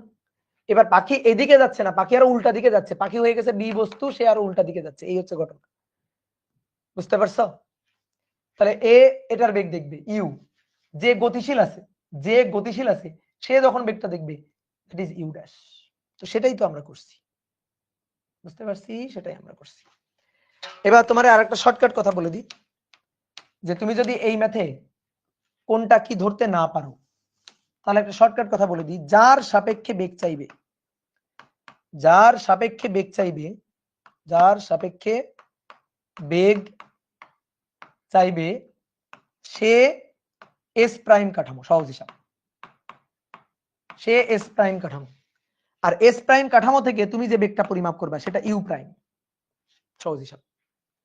তাহলে যার সাপেক্ষে, এর সাপেক্ষে বেগ চাইছে, এই আমার এস প্রাইম কাঠামো। তাহলে এস প্রাইম কাঠামো, এস প্রাইম কাঠামো, সে তার সাপেক্ষে যে বেগটা পরিমাপ করবে সেটা তো ইউ ড্যাশ। আর এস প্রাইম কাঠামোর বেগ, ঠিক আছে, আর এস প্রাইম কাঠামো, এস প্রাইম কাঠামো ওর নিজের বেগ, এস প্রাইমের বেগ, সেই বেগটা হচ্ছে ভি, এই যে ভি হচ্ছে 0.8 সি।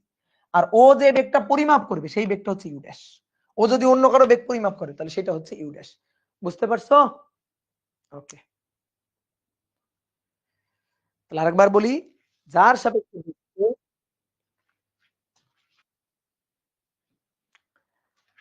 যার সাপেক্ষে বেগ, সে যে বেগটা পরিমাপ করবে,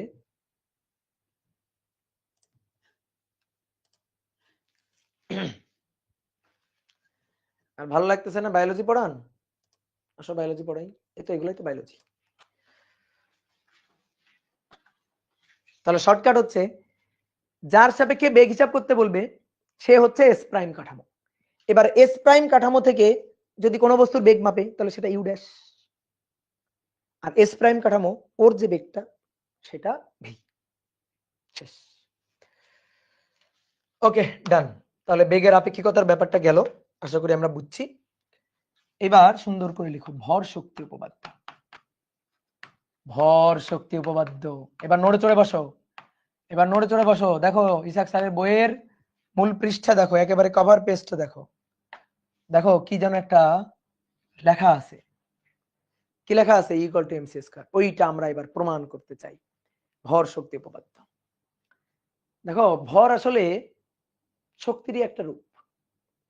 আমরা চাইলে ভরকেও শক্তিতে কনভার্ট করতে পারি। আমরা ক্লাসিক্যাল ফিজিক্সে জেনে আসছি শক্তি সদিশ শক্তিতে রূপান্তরিত হয়, এক শক্তিকে অন্য শক্তিতে রূপান্তরিত করা যায়।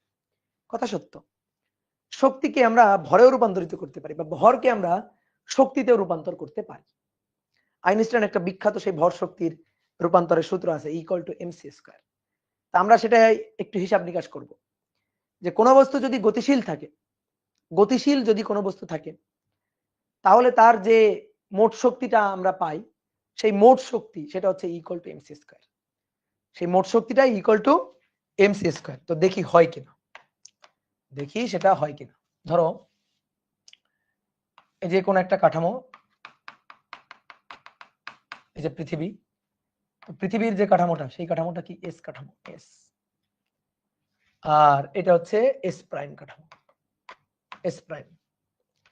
তো যখন একটা বস্তু তোমার হাতে যখন ছিল, তোমার হাতে যখন ছিল, স্থির যখন ছিল, তখন ভর ছিল এম নট, তখন ভর ছিল এম নট। এই যে তোমার হাতে যখন এই কাঠামোতে যখন বস্তুটা ছিল, একটা বস্তু, তখন ভর ছিল এম নট, তুমি তখন ভর মেপে রাখছিলে এম নট।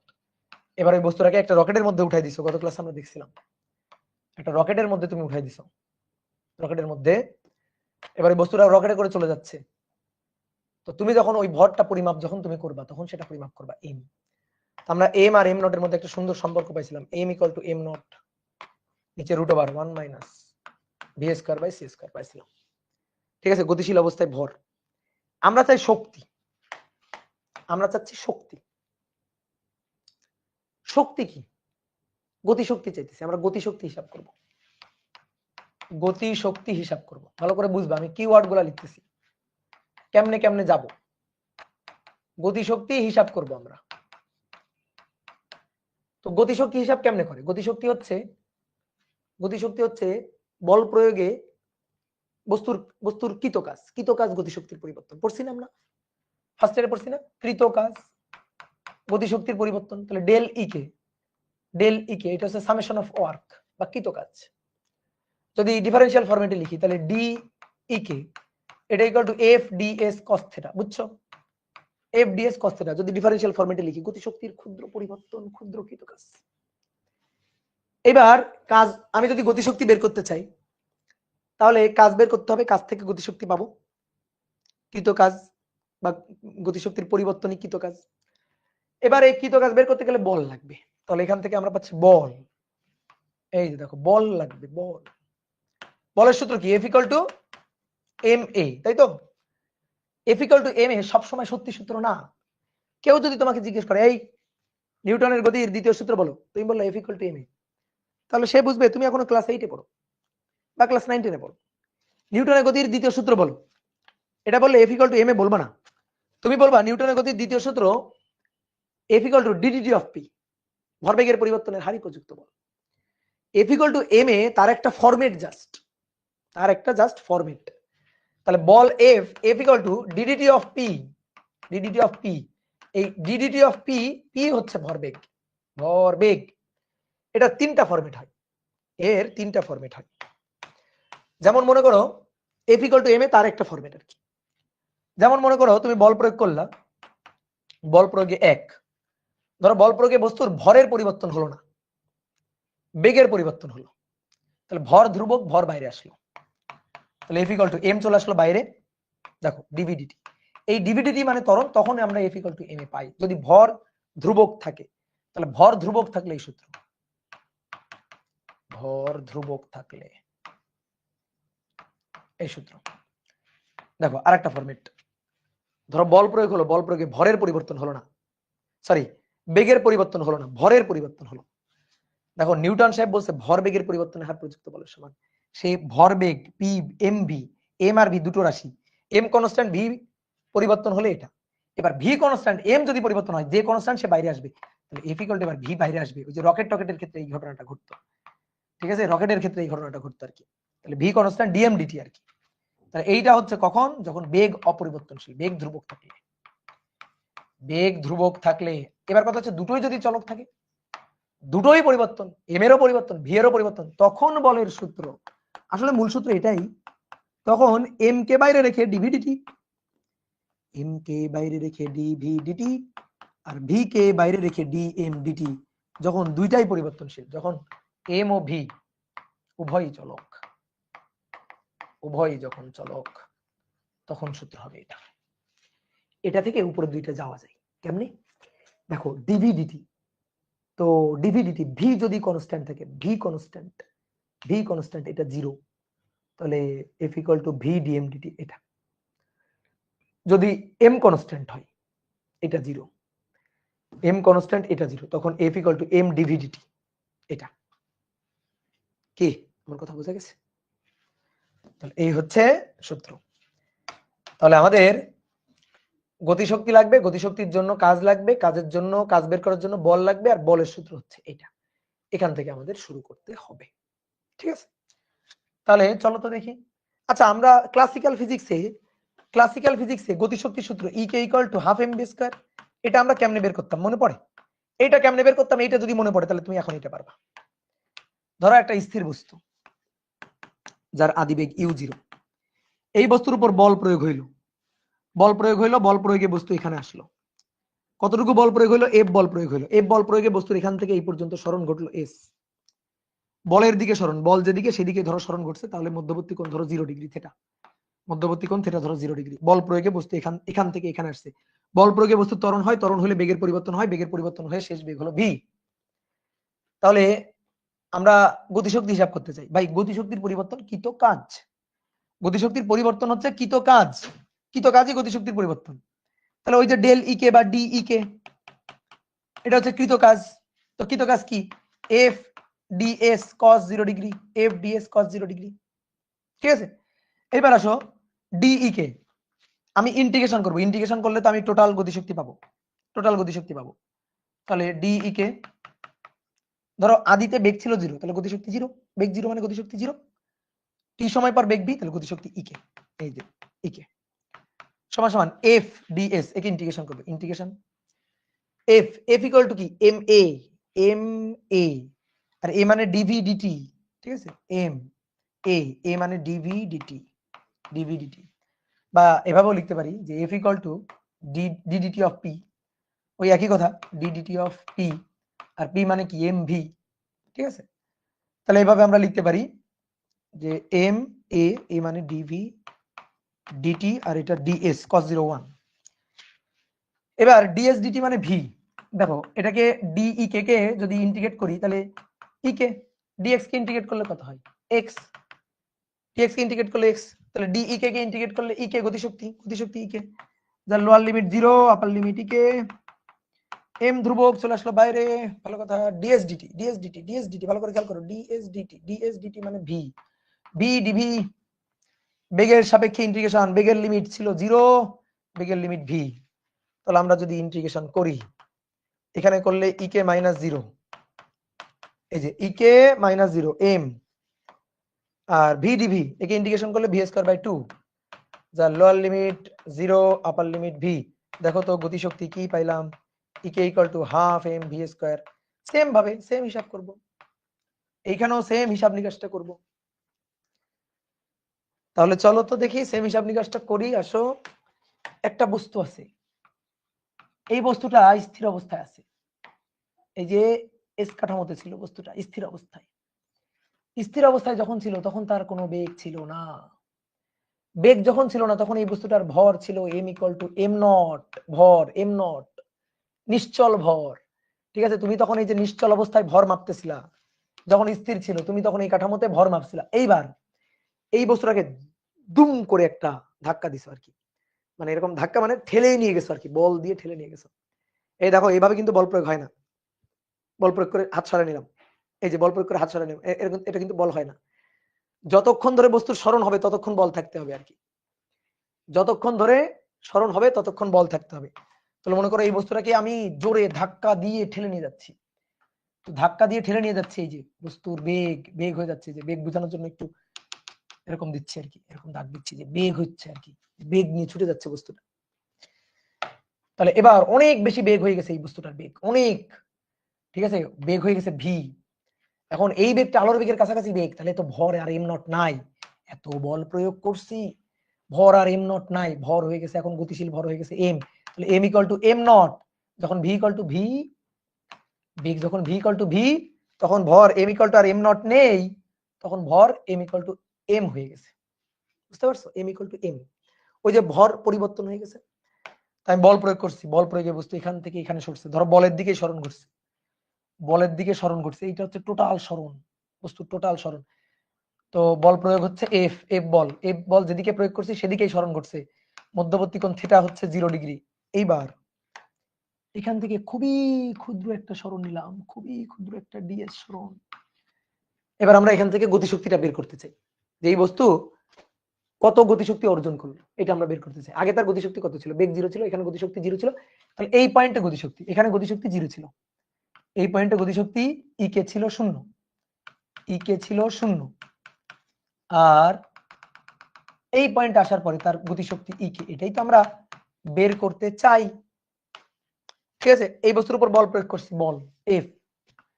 তাহলে আসো আগে প্রযুক্ত বলের কাহিনী করি, বল F, F equal to M A, এই যে এম এ লিখে ফেলছি, শেষ, F equal to M A, কি মজা, ঠিক আছে। এম ইকুয়াল টু এম মানে শোনো, এম দিয়ে ভর বুঝাইছি, এই এম দিয়ে ভর বুঝাইছি, তোমার যদি বুঝতে অসুবিধা হয় তাহলে তুমি এটা বুঝো, যে আগে ছিল ভর এম নট, এখন ভর এম, এই যে এভাবে বুঝো।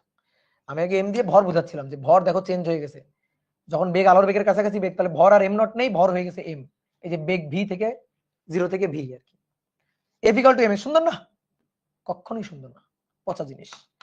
F equal to DDT of p, এইবার ডিডিটি অফ পি, পি মানে এম ভি, এইবার এম কে বাইরে বের করে নে, ভি কে রেখে, ভি কে ডিফারেন্সিয়েশন, নো, এম ও পরিবর্তন হয়ে গেছে, এম ও পরিবর্তন হয়ে গেছে, বেগেরও পরিবর্তন হচ্ছে, ত্বরণ হচ্ছে, বল প্রয়োগে ত্বরণ হচ্ছে। তাহলে এবার কি হবে, এম কে বাইরে বের করে ইউভি মেথড ডিভিডিটি, আর ভি কে বাইরে বের করে ডিএমডিটি। দেখো বল প্রয়োগে বস্তুর বেগ বাড়তেছে, বেগ 0 থেকে বেগ বাড়তেছে, বেগও পরিবর্তনশীল, আর যত বেগ বাড়তে থাকবে ভরেরও চেঞ্জ হচ্ছে, তাহলে ফরম্যাটটা এরকম। তাহলে অতএব প্রযুক্ত বলের সূত্র এটা, এটা হচ্ছে বলের সূত্র। এইবার আসো আমরা চাই কৃত কাজ, এটা আমাদের দরকার, ঠিক আছে। কৃত কাজ থেকে আমরা গতিশক্তি পাবো আর কি। তো ডিএস স্মরণে, ডিএস খুবই ক্ষুদ্র স্মরণে, ডিএস ক্ষুদ্র স্মরণে কাজ, ক্ষুদ্র স্মরণে কৃত কাজ, খুবই ক্ষুদ্র কৃত কাজ, খুবই ক্ষুদ্র কৃত কাজ, DW F DS cos 0 degree, that means F DS এটা, ঠিক আছে। এবার এই এফ ইকুয়াল টু এটা নিয়ে বসাই, এম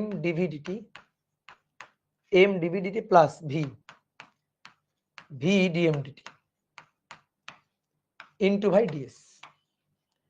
আসো গুণ করে দাও, তো গুণ করে দাও, m dv dt ds V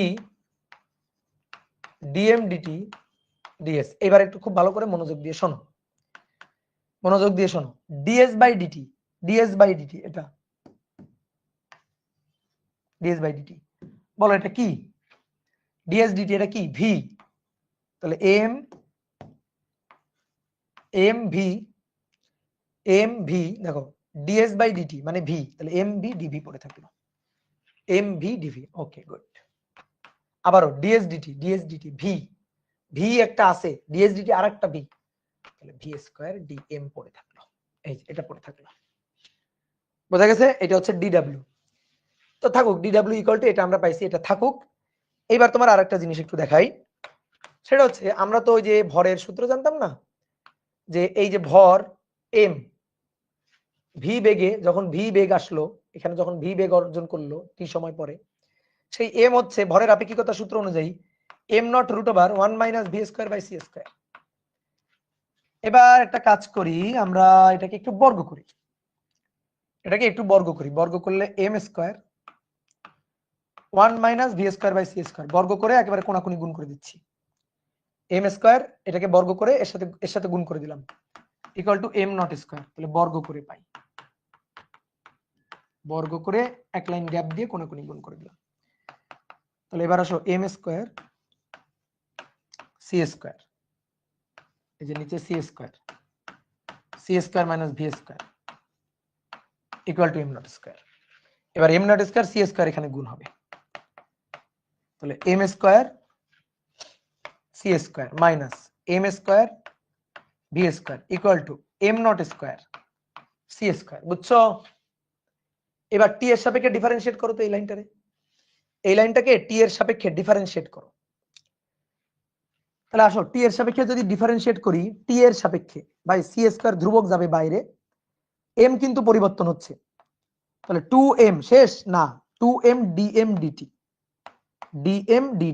T এর সাপেক্ষে ডিফারেন্সিয়েশন। এবার মাইনাস, ভালো করে বুঝবা কিন্তু এই লাইনটা, লেখা বাদ, বুঝছো? এম স্কয়ার সি স্কয়ার কে ডিফারেন্সিয়েশন করছি, সি স্কয়ার তো আলোর বেগ ধ্রুবক, একমাত্র ধ্রুবকই তো আলোর বেগ, সি স্কয়ার গেল বাইরে, এম স্কয়ার কে করলে 2m dm dt। এবার এম স্কয়ার ভি স্কয়ার একে ডিফারেন্সিয়েট করব, এম স্কয়ার ভি স্কয়ার দুটাই চলক, দুটাই পরিবর্তন, তাহলে ভাই ইউভি মেথড দিলাম, এই যে মাইনাস একটা ব্র্যাকেট আগে দিলাম, এম স্কয়ার কে আমি রাখলাম, রেখে ভি স্কয়ার কে ডিফারেন্সিয়েট করলে 2v dv dt, 2v dv dt, তারপরে প্লাস ভি স্কয়ার কে আমি রাখলাম, এবার ভি স্কয়ার কে রাখবো, এম স্কয়ার কে ডিফারেন্সিয়েট করলে 2m dm dt, 2m dm dt, আর এই পাশে ডিফারেন্সিয়েশন করলে 0। ঠিক আছে, অন্তরীকরণ,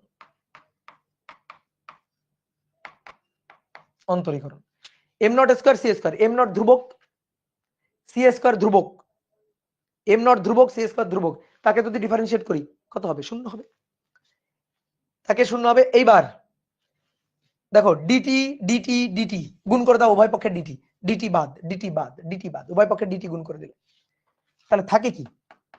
থাকে হচ্ছে ডিটি এবং 2m বাদ দিয়ে দাও, দেখো ডিটি এবং 2m, 2m 2 একটা m, 2m কাটাকাটি, তাহলে ডিটি আর 2m বাদ দিয়ে দাও তো, তাহলে সি স্কয়ার ডিএম, এই যে 2m ডিটি বাদ মাইনাস, এখান থেকে আবার 2m বাদ দাও, তাহলে mv dv মাইনাসে প্লাসে মাইনাস, 2m বাদ দিয়ে দাও, তাহলে ভি স্কয়ার 2m বাদ ডিটি বাদ, তাহলে V square dm equal to 0। বুঝতে পারছো? বলো।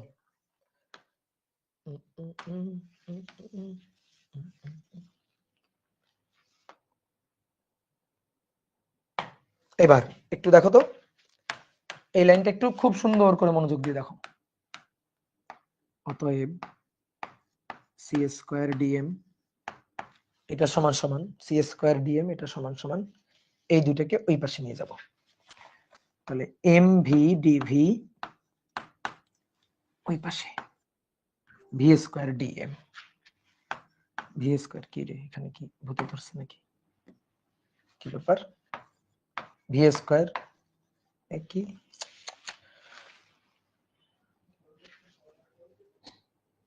কোথাও কোনো পোকা পড়ছে নাকি? কি রে, এই জায়গায় সেন্সর কাজ করতেছে না নাকি? V plus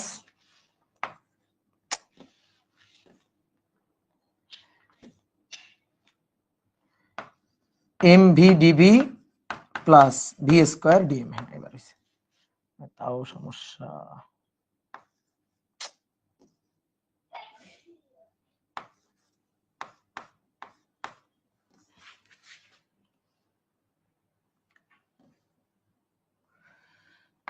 plus v square DM, ঠিক আছে, এম ভি ডিবি ওই পাশে গেল, ভি স্কয়ার ডিএম, এটাকে 1 নম্বর সমীকরণ 2 নম্বর সমীকরণ বললাম,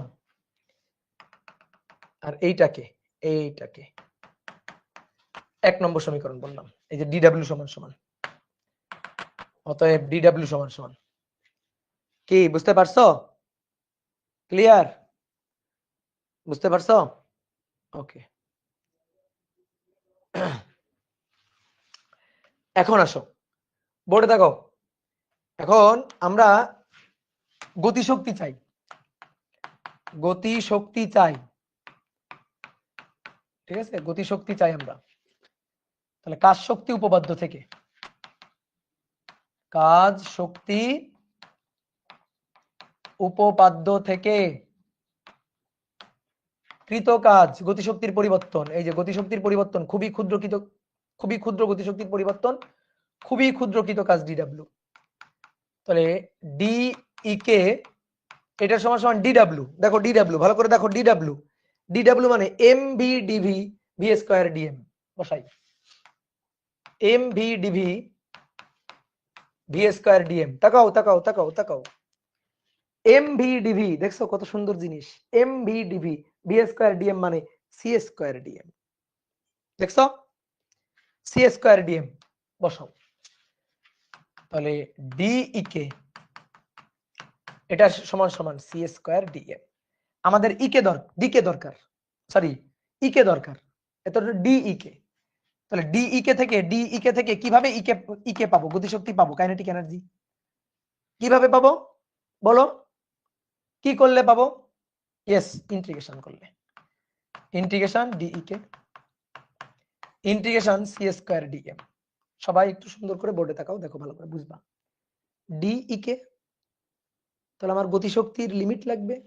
চলো চিত্রে চলে যাই। গতিশক্তির লিমিট 0 থেকে ই কে, 0 থেকে এই যে 0 থেকে E K, C square DM M এর সাপেক্ষে, এম এর লিমিট লাগবে। চলে যাই এম নট থেকে এম নট থেকে এম, বোঝা গেছে? ডিই কে যোগজীকরণ করলে ই কে, যার lower limit 0 upper limit E K, C square বেড়ে গেল, ডিএম কে ইন্টিগ্রেট করলে M, lower limit M nought upper limit M. তাহলে এখানে E K minus 0, C square M minus M nought. অতএব গতিশক্তি ই কে ইকুয়াল টু, দেখো সাজায় লিখলে m C square minus am not C square. এই হচ্ছে আমাদের কাঙ্ক্ষিত গতিশক্তি সূত্র। ক্লাসিক্যাল ফিজিক্সের গতিশক্তি সূত্র আমরা জানতাম E K equal to half M V square, ভুলে যাও, ওগুলো আর চলবে না। E K equal to half M V square, ভুলে যাও, এগুলো চলবে না।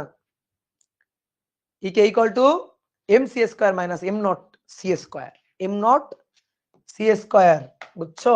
দেখো এবার ই কে এটা equal to M C square minus am not C square. আচ্ছা সবাই একটু বোর্ডে দেখো, বোর্ডে দেখো। বস্তুর যখন বেগ ছিল না, বস্তুটা যখন স্থির তোমার হাতে ছিল, তখন ভর কত ছিল? এম নট ছিল। তাহলে এই যে দেখো ভর এম নট, এই যে সি স্কয়ার, এই যে এনার্জিটা দেখো, এই যে যতটুকু এনার্জি, এইটুকু এনার্জি হচ্ছে রেস্ট এনার্জি বা নিশ্চল ভর শক্তি, বাংলায় বললে নিশ্চল শক্তি বা রেস্ট এনার্জি, ঠিক আছে? এটা নিশ্চল শক্তি, rest energy.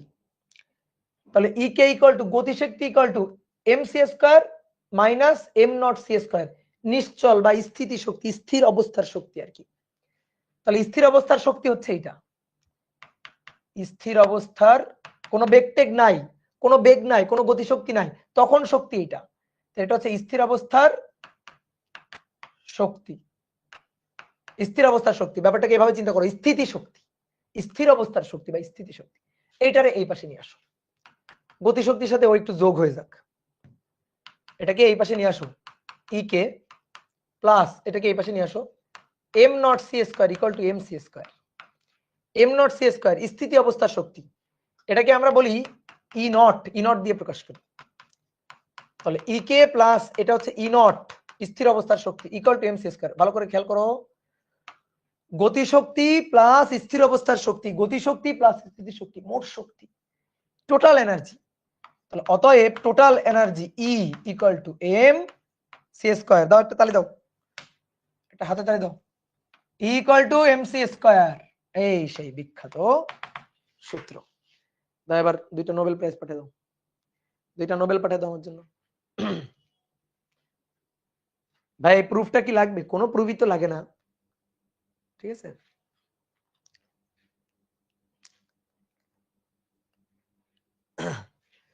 May I go to washroom? যাও তুমি যাও, ওয়াশরুমে যাই ঘুমাও। হয়ে গেল ইকুয়াল টু এমসি স্কয়ার প্রমাণ ডান। তাহলে এভাবে আমরা পেয়ে গেলাম ইকুয়াল টু এমসি স্কয়ার। তাহলে মাথায় রাখবা, মাথায় রাখবা নিশ্চল ভর শক্তি, এটা কিন্তু ম্যাথ করার জন্য খুব ইম্পর্টেন্ট। নিশ্চল ভর শক্তি বা স্থির অবস্থার শক্তি ই নট হচ্ছে এম নট সি স্কয়ার, ঠিক আছে? গতিশক্তি, গতিশক্তি ই কে হচ্ছে m C square minus am not C square. এই দুইটা যোগ করলে মোট শক্তি, যোগ করো মোট শক্তি। তাহলে মোট ওই বস্তুটার শক্তি ইকুয়াল টু, যোগ করলে এটা এটা কাটা এম সি স্কয়ার, এটা হচ্ছে মোট শক্তি। তাহলে ম্যাথ করার জন্য এই জিনিসগুলো একটু মাথায় রাখবা, কাজে লাগবে। এবার কথা হচ্ছে ভাই তাহলে গতিশক্তির সূত্র তো E K equal to M C square minus am not C square. আমি বললাম হ্যাঁ। তো ভাই আমরা যে E K equal to half M V square শিখছিলাম, আমরা যে ক্লাসিক্যাল ফিজিক্সে কাজ ক্ষমতা শক্তি অধ্যায়ে বা নিউটনের মেকানিক্স অধ্যায়ে আমরা যে গতিশক্তির সূত্র E K equal to half M V square দিয়ে ম্যাথ করছি, তা তো ভুল হয়ে গেছে। আমরা তো E K equal to half M V square দিয়ে করছি, তাহলে তো এটা তো করা অন্যায় হয়ে গেছে, এটা তো করা ঠিক হয়নি। তাহলে কি আমাদের আবার ভাই ফার্স্ট ইয়ারে ফেরত যাওয়া লাগবে, আবার নতুন করে ফার্স্ট ইয়ারে পড়াশোনা শুরু করা লাগবে, আবার সব ঠিক করা লাগবে? উত্তর হচ্ছে না, সূত্রগুলা আবার নতুন করে ঠিক করার দরকার নাই। ক্লাসিক্যাল ফিজিক্সে E K equal to half M V square ওটা ঠিক আছে। যদি বেগের মান সি এর তুলনায় অনেক অনেক অনেক অনেক অনেক অনেক কম হয়, তাহলে সেই ক্ষেত্রে এই equal to M C square minus am not C square এখান থেকেই হাফ এম ভি স্কয়ার আসে, এখান থেকেই আসে, ঠিক আছে? তো চলো তো দেখি আসলেই আসে কিনা। তাহলে ভি এর মান যদি সি এর তুলনায় অনেক অনেক কম হয়, তবে তবে তবে মডার্ন ফিজিক্সের গতিশক্তি, মডার্ন ফিজিক্সের কাইনেটিক এনার্জি ক্লাসিক্যাল ফিজিক্সের সূত্রকে সমর্থন করে, সূত্রকে সমর্থন করে। তাই কি দেখি তো। তাহলে গতিশক্তি সূত্র E K equal to M C square minus am not C square. Okay, তাহলে কোন একটা বস্তু স্থির অবস্থায় যখন ছিল তখন তার ভর এম নট, এবার সে যখন বেগ নিয়ে গতিশীল এবং এই বেগটা যখন আলোর বেগের কাছাকাছি বেগ, তখন তো ভর চেঞ্জ হয়ে এম হয়ে যাবে। তো তখন এই যে এম গতিশীল অবস্থার ভর এম, স্থির অবস্থায় ভর ছিল এম নট, তাহলে এই যে এম সেই এম হবে এম নট নিচে root over 1 minus V square by C square into c square minus am not C square. একটা কাজ করতে পারি আমরা, এম নট সি স্কয়ারটাকে কমন নিতে পারি। তাহলে এম নট সি স্কয়ারটাকে আমি কমন নিলাম, কমন নিলে এখানে থাকলো 1 root over 1 minus V square by C square minus 1, M not C স্কয়ারকে কমন নিয়ে নিছি। তাহলে M not C square root 1 by root over 1 minus V square by C square, তাহলে 1 minus V square by C square তার power কত? Half. 1 minus V square by C square নিচে power half, তাহলে উপরে আসলে মাইনাস 1 বাই 2 মাইনাস 1। এইবার দেখো দ্বিপদী বিস্তৃতির সূত্র, দ্বিপদী বিস্তৃতির সূত্র মনে আছে?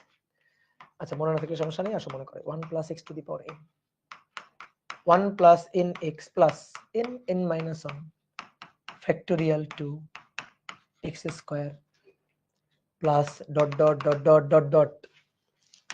তাহলে দেখো তো এম নট সি স্কয়ার, এই যে কোনটাকে কি 1 দেখো 1 প্লাস এক্স, তাহলে মাইনাস সহ এইটা হচ্ছে আমাদের এক্স, আর এই যে পাওয়ার এটা হচ্ছে আমাদের এন। তাহলে সূত্রটা অ্যাপ্লাই করি এখানে, 1 plus N x, N n হচ্ছে মাইনাস হাফ, এক্স এক্স হচ্ছে minus V square by C square, plus dot dot dot dot dot dot dot dot, এই যে লাস্টে গিয়ে মাইনাস 1, এই ডট ডট গুলা বাদ। কেন উচ্চঘাত গুলাকে বাদ দিলাম কেন? তার কারণ ভি এর মান, এই যে শর্ত অ্যাপ্লাই করলাম, ভি এর মান সি এর তুলনায় অনেক কম। তো ভি এর মান যদি সি এর তুলনায় অনেক অনেক কম হয়, ভি যদি সি এর তুলনায় অনেক অনেক কম হয়, তাহলে ভি বাই সি এটা তো একের তুলনায় অনেক কম। তো এবার v square by C square এটা টেন্ডস টু 0, ঠিক আছে, v square by C square করতে টেন্ডস টু 0। তারপরে এর পাওয়ার দেখো, তাও একটা পদ রাখলাম ভদ্রতার খাতিরে, একটা পদ রাখছি 1 প্লাস এন এক্স। এবার এর পরে যেগুলো আছে, এরপরে তো এর এর power 1 plus N x, N N minus 1 factorial two X square, অর্থাৎ এটার উপরে স্কোয়ার, অর্থাৎ V to the power 4 C to the power 4। ভাই এগুলো তো একেবারে টেন্ডস টু 0, আমি তাও একটা পদ রাখছি। একেবারে শুধু এক রাখলে কেমন হয়, না না, একেবারে শুধু এক রাখলাম কেমন হয় না, 1 প্লাস এন এক্স একটা রাখছি। এবার 1 আর 1 কাটো, 1 এবং 1 কাটো, দেখো এম নট সি স্কোয়ার, মাইনাসে মাইনাসে প্লাস 1 বাই 2 বা উপরে ভি স্কোয়ার নিচে 2 সি স্কোয়ার, সি স্কোয়ার আর সি স্কোয়ার কাটাকাটি। তাহলে অতএব গতিশক্তি ই K, kinetic energy E K, that is half M nought V square, half M nought V square. এইবার তুমি আমার একটু বলো তো ভাই, বস্তুর বেগ যদি অনেক কম হয়, অনেক অনেক কম আলোর বেগের তুলনায়, তাহলে কি এম আর এম নট কি আলাদা কোনো জিনিস হয়? ভি এর মান যদি দেখো, ভি এর মান যদি সি এর তুলনায় অনেক কম হয়, তাহলে একটা বস্তুর ভর, এই ভর বেগের মান অনেক অনেক কম, তাহলে কি এর ভরের তেমন কোনো চেঞ্জ হয়? তখন তো এম আর এম নট এগুলো তো একেবারে মানে পরস্পরের খুবই কাছাকাছি। তাহলে এম নট যা এমও তো তাই, আসলে এম নট যা এমও তাই, মানে ভরের তো আর কোনো আপেক্ষিকতা ধরা হয় না তখন। তাহলে ই কে ইকুয়াল টু তখন এই যে এটা হাফ এম ভি স্কোয়ার। দেখো তো ফেরত আসলো কিনা, আসলো, ক্লাসিক্যাল ফিজিক্সের সূত্র আসলো।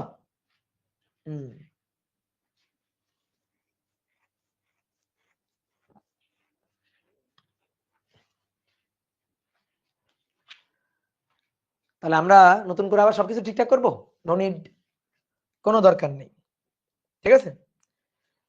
এবার আসো একটা সম্পর্ক দেখাও যে ভরবেগ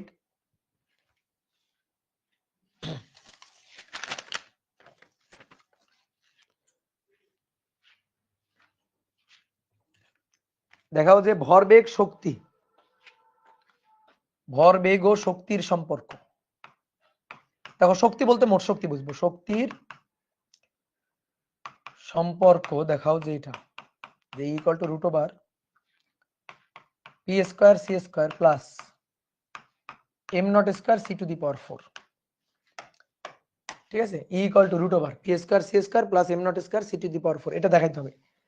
আমরা ক্লাসিক্যাল ফিজিক্সে জানতাম গতিশক্তি আর ভরবেগের সম্পর্ক, E K equal to P square by 2m। তো ওখানে ছিল গতিশক্তি আর ভরবেগের সম্পর্ক, গতিশক্তি আর ভরবেগ, এখানে শক্তি আর ভরবেগের সম্পর্ক, শক্তি এবং ভরবেগ ই এবং পি এর সম্পর্ক। তো দেখাইতে হবে যে ই আর পি এর সম্পর্ক এটা। তো দেখাই, আসো তো দেখি, এটা দেখাইতে হবে। আচ্ছা, m equal to am not root over 1 minus V square by C square, বর্গ করে দাও, এম স্কোয়ার 1 minus V square by C square equal to M naught এর স্কোয়ার। এবার m square C square minus V square equal to am not square. এবার c square দিয়ে গুণ করে দাও, M square C square minus m square v square, C square দিয়ে গুণ করে দিচ্ছি, গুণ c square m not square C square. এটাকে ওই পাশে নিয়ে যাই, m square C square m square v square plus am not square C square. দেখো একটা জিনিস দেখাইতে বলে, ধরো এইটুকু পর্যন্ত কোনো মতে আসছো, এখন এটা দেখাইতে হবে, না দেখাইলে হবেই না, 10 মার্ক পাইতেই হবে। তাহলে কি চালাকিটা করবা জানো? এই দেখো কি চালাকিটা করবা, এটাই তো ভরবেগ, p = mv না, p = ভরবেগ, ভর আর বেগের গুণফল, ভর আর বেগের গুণফল, তাহলে p = mv, তাহলে এটা তো p স্কয়ার আর এটা m0 স্কয়ার c স্কয়ার। একটা জিনিস দেখো তো, p square m0 square c square লাগবে c4 লাগবে c স্কয়ার, এখানে c স্কয়ার নেই, কি করতে হবে দেখি বলো তো? এই যে একজন বলে ফেলছে অলরেডি, কি জানো তোমার নামটা পড়তে পারতেছি না, যে ভাই c স্কয়ার দিয়ে গুণ করে দিলেই তো হয়ে গেল। আচ্ছা আসো তো দেখি গুণ করি, m স্কয়ার c স্কয়ার, তাহলে উভয় পক্ষকে গুণ c স্কয়ার, উভয় পক্ষকে c স্কয়ার দিয়ে গুণ করে পাই, করো এই পরের লাইনে, p square c square m0 square c to the power 4, এই পাশটা তো হয়ে গেছে, এই পাশটা হয়ে গেছে, আর এই পাশে m square c to the power 4। আচ্ছা e = কি জানি mc স্কয়ার, তাহলে e স্কয়ার = কি m square c to the power 4, কি এটা m square c to the power 4, এটা মানে তো e স্কয়ার হয়ে গেছে, তো শেষ প্রমাণ, e square p square c square m0 square c to the power 4, অতএব e √ p square c square, অতএব p square c square m0 square c to the power 4। বলো বুঝলা কি না? গুড। তো চলো এবার দু একটা ম্যাথ করি নাকি, ছোট্ট দু একটা ম্যাথ করি। একটি বস্তু কত বেগে চললে তার ভর স্থির অবস্থার ভরের দ্বিগুণ হবে, ভর বেড়ে যায় কিন্তু, একটা বস্তু কত বেগে চললে স্থির অবস্থায় তার যে ভর তার চেয়ে দ্বিগুণ হয়ে যাবে ভর। তো ভাই m আর m0 এর সম্পর্ক, m = m0 √1 - v²/c²। কত বেগে চললে v এর মান বের করতে হবে, কত বেগে চললে স্থির অবস্থায় যে ভর তার দ্বিগুণ হয়ে যাবে, অর্থাৎ m হবে 2m0, এই হচ্ছে শর্ত। আমরা m এর সূত্র তো এটা জানি, এই যে m এর সূত্র আমরা এটা জানি, তাহলে আমাদের শর্ত হচ্ছে m = 2m0, শর্ত m হবে 2m0, এই m = m0 নিচে √1 - v²/c², 2m0, m0 কাটো, এবার উল্টায় দাও, উল্টায় দিলে √1 - v²/c², উল্টায় দিলে 1/2, বর্গ করো 1 - v²/c², এগুলো এমসিকিউ আসবে 1/4, এবার v²/c² ওই পাশে নিলাম, এবার 1 - 1/4, তাহলে 4 4 - 1 3/4, তাহলে v = √3/2 c, आंसर √3/2 c। হ্যাঁ 0.8666 বললেও হবে, সমস্যা নাই। 2 নম্বর, একটি বস্তু কত বেগে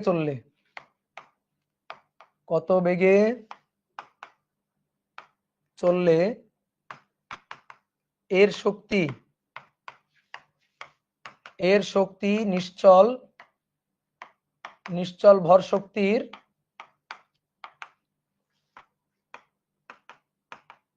3 গুণ হবে, নিশ্চল ভর শক্তির 3 গুণ হবে। ভাবো কি বলছে, একটা বস্তু কত বেগে চললে, বস্তুর বেগ v কত হলে এর শক্তি মানে মোট শক্তি, ই নিশ্চল ভর শক্তি মানে ই নটের কয় গুণ হবে, 3 গুণ, এটা হচ্ছে কথা। নিশ্চল ভর শক্তির 3 গুণ হবে ই, তাহলে ই = কি জানি আমরা mc², আর 3 ই নট = কি জানি m0 c² বাই c² কাটো, এই ম্যাথটা। আর আমি যদি বলতাম মানে আগের ম্যাথটা একই রকম, আমি যদি বলতাম একটি বস্তু কত বেগে চললে তার ভর হবে নিশ্চল ভরের 3 গুণ, আগে যেমন বলছিলাম দ্বিগুণ, একই ম্যাথ, সেম ম্যাথ রিপিট করো।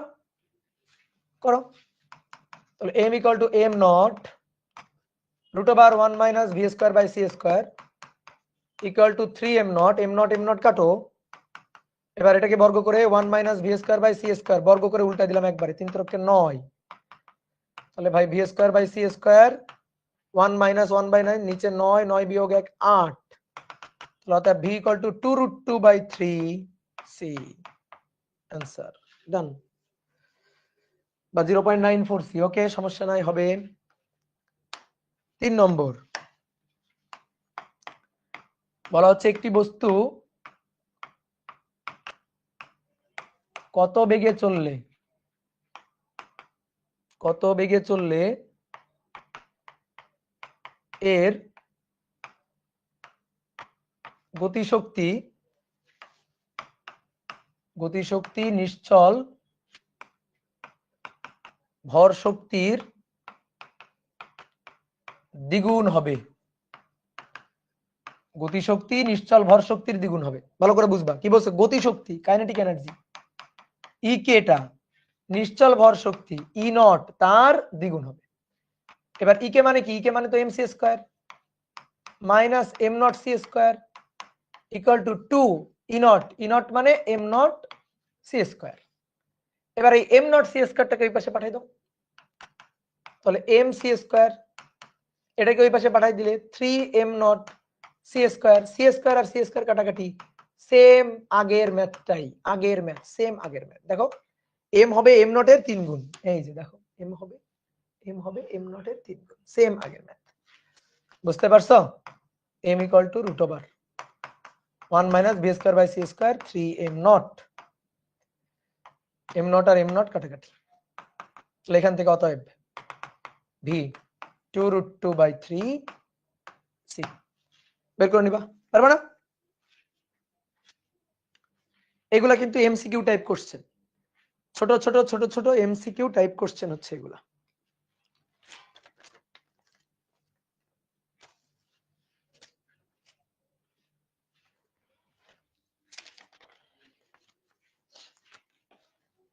এবার আসো আরেকটা ম্যাথ করবো, আরেকটা ম্যাথ করলে শেষ।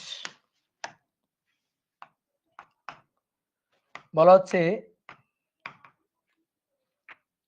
একটি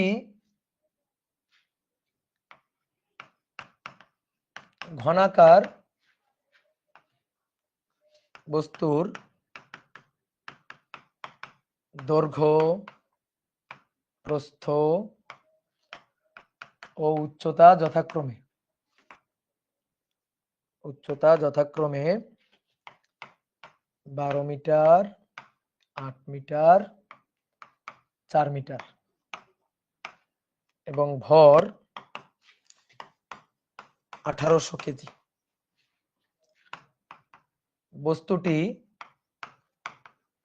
বস্তুটি দৈর্ঘ্য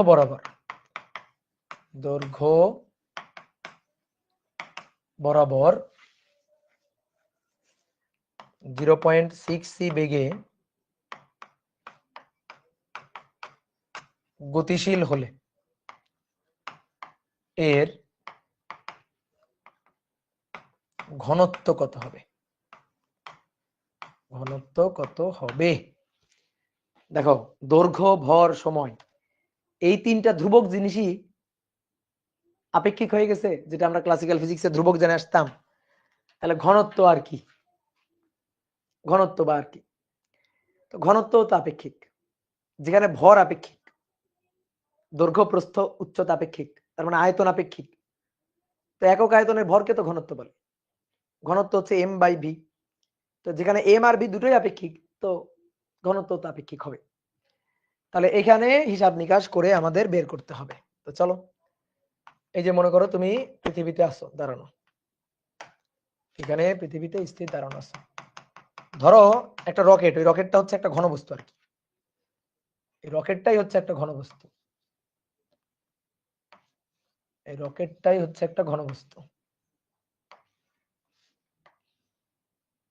যার দৈর্ঘ্য 12 মিটার, প্রস্থ, এই যে প্রস্থটা এটা 8 মিটার, আর উচ্চতা এটা 4 মিটার। দৈর্ঘ্য, প্রস্থ, উচ্চতা 0.6 সি বেগে গতিশীল। এটা ভি ইকুয়াল টু 0.6 সি। এইদিকে না কেন, বা এইদিকে না কেন, বলছে দৈর্ঘ্য বরাবর গতিশীল। এই যে দৈর্ঘ্য বরাবর গতিশীল, এই যে দৈর্ঘ্য বরাবর গতিশীল, দৈর্ঘ্যের দিকে গতিশীল। ভি হচ্ছে 0.6 সি। এই যে 12 metre that is l naught, 4 metre that is b naught, 8 metre that is h naught, বা এটাকে এইচ নট আর এইটাকে বি নট। এখন এইখান থেকে যখন তুমি পরিমাপ করবা তখন ওই যে এল নট কে এল পরিমাপ করবা, এইচ নট কে এইচ, বি নট কে বি। তাহলে আসলে তো তোমার পরিমাপ করা আগে এল নটের কথা বলি। এল নট মানে এল ইকুয়াল টু হবে L nought root over 1 minus V square by C square. বুঝলা? ভি এর মান সি এর মান বসাবা, এল নট এর মান দেওয়া আছে ওই যে 12 মিটার, বসাবা, বসায় এল বের করবা। ঠিক একই ভাবে বি বের করবা, b equal to B naught, b equal to B naught root over, হবে না, হবে না, ঠিক আছে? হ্যাঁ একই হবে, good. H equal to H naught root over 1 minus, হবে না, h equal to H naught একই। তাহলে এল বি এইচ এই আয়তন, দৈর্ঘ্য প্রস্থ উচ্চতা, দৈর্ঘ্য গুণ প্রস্থ গুণ উচ্চতা, দ্যাট ইজ আয়তন। 10 ক্লাসে হয়ে যাবে, 10 ক্লাসে হয়ে যাবে। কি বলতেছো 10 ক্লাস? তুমি কি ক্লাস 10 এ ভর্তি হবা? কেন কেন ক্লাস 10 এ কেন ভর্তি হবা? তাহলে এল বি এইচ এটা এখান থেকে আয়তন আসবে, তাই আয়তন ভি, ভি হচ্ছে দৈর্ঘ্য গুণ প্রস্থ গুণ উচ্চতা। তাহলে আয়তন চাই আমরা। তো দেখো এর যে আয়তনটা মানে স্থির অবস্থায় যখন ছিল তখন যে আয়তনটা ভি নট যেটা আর কি, সেটা তো L nought B nought H nought, ঠিক আছে? ওখান থেকে তুমি ভি নট চাইলে বের করতে পারো, দরকারই নেই। তুমি এল এর মান বের করবা, বি এর মান বের করবা, এইচ এর মান বের করবা, তাহলে ভি আসবে। ভি, তো এই ভি আসবে হচ্ছে এল বি এইচ গুণ করবা, ভি পাবা। বুঝলা? বলো ভি এর মান বের করতে পারবা কিনা? Yes or no? বের করলা। এইবার এম পাবা না? M equal to am not নিচে root over 1 minus V square by C square. এই যে এম নটের মান দেওয়া আছে, এই যে 18 কেজি ভর, এখান থেকে এম পাবা, দেন ঘনত্ব এম ডিভাইডেড বাই ভি। এই শেষ। এইবার তোমার হিসাব করা লাগবে কয়বার? 1 2 3, তিনটা হিসাব, ভি বের করা 4টা হিসাব, এম বের করা 5টা হিসাব, ঘনত্ব বের করা 6টা হিসাব। এখন আমি যদি চাই যে না ভাই এত হিসাব করব না, একবারে করতে চাই, দেখো দেখো L equal to L nought root over 1 minus V square by C square, B equal to B nought, H equal to H nought. তো L nought B nought H nought দৈর্ঘ্য গুণ প্রস্থ গুণ উচ্চতা, ওইটা মানে তো ভি নট। তাহলে অতএব v equal to v not root over 1 minus V square by C square, এটা ভি।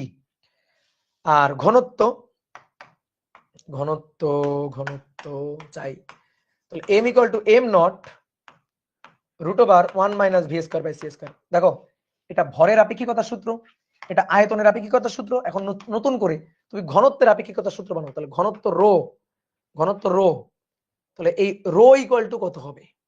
ঠিক আছে, রো তুমি কত পরিমাপ করবা? তাহলে রো পরিমাপ করবা এম ডিভাইডেড বাই ভি। তাহলে এম, এম হচ্ছে এটা, that is M not root over 1 minus V square by C square. নিচে ভি আছে, নিচে ভি, ভি এটা, অর্থাৎ V not root over 1 minus V square by C square. তাহলে দেখো কি দাঁড়াইলো, M nought V nought, M nought V nought, এই যে M nought V not root over 1 minus V square by C square, root over 1 minus V square by C square. তাহলে 1 minus V square by C square, M nought by V nought, that is rho nought. অতএব rho equal to, অতএব rho equal to rho nought, অতএব rho equal to rho nought 1 minus V square by C square. এই হচ্ছে ঘনত্বের আপেক্ষিকতার সূত্র। যে ভাই root হবে কিনা, উত্তর হচ্ছে না, রুট হবে না। এখানে নিচে কিন্তু রুট হবে না, বুঝিও ব্যাপারটা, বুঝিও, রুট হবে না কিন্তু নিচে। তো তুমি চাইলে এটাকে সূত্র হিসাবে মুখস্থ রাখতে পারো, আর না হলে ভেঙে ভেঙেও করতে পারো। এখন যদি আমরা ম্যাথ করতে চাই তাহলে আসো, রো নট হচ্ছে আদি ঘনত্ব আর কি, মানে স্থির অবস্থার ঘনত্ব। তাহলে ভর ভাগ আয়তন, তাহলে ভর 1800 ভাগ আয়তন হচ্ছে দৈর্ঘ্য 12 গুণ প্রস্থ 8 গুণ উচ্চতা 4, আর নিচে হচ্ছে 1 minus V square by C square. তাহলে ভি এর মান কত? 0.6 c, 0.6 square C square by C square, C square C square কাটাকাটি, সি স্কয়ার সি স্কয়ার কাটাকাটি, 1800 ভাগ 12 গুণ 8 গুণ 4, নিচে 1 মাইনাস 0.6 এর স্কয়ার, তাহলে এটা হচ্ছে 7.324 কেজি পার মিটার কিউব। শেষ। এটা হইল? বলো। আশা করি বুঝতে পারছো, সহজ জিনিস। দাদা আমার প্রশ্ন ছিল, বলো প্রশ্ন বলো। শেষ হইয়াও হইল না, শেষ শেষ তো, আজকের ক্লাস তো শেষ। ভাই ফিজিক্সের 2টা অধ্যায় না বাকি আছে। স্থির তড়িতের, এটা স্থির তড়িৎ কোথায় থেকে পড়বো? আপনার 20টা ক্লাস করতে পারবো না, এফআরবি তে যাব। আমার 20টা ক্লাস করতে পারবো না কি এফআরবি তে যাবা? যদি করা না থাকে তো করবো, সমস্যা কি, এখন তো সময় আছে। এফআরবি তো শুরু হবে সেই ইসে, কিসে জানো, জানুয়ারিতে।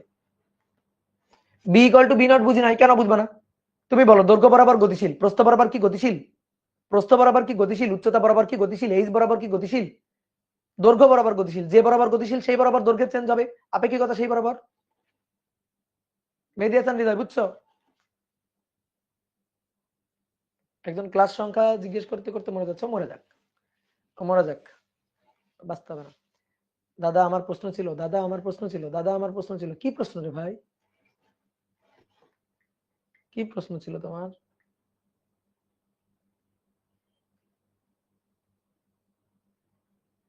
দাদা আমার প্রশ্ন ছিল, প্রশ্ন ছিল, প্রশ্নটা কই, কিসের প্রশ্ন ছিল?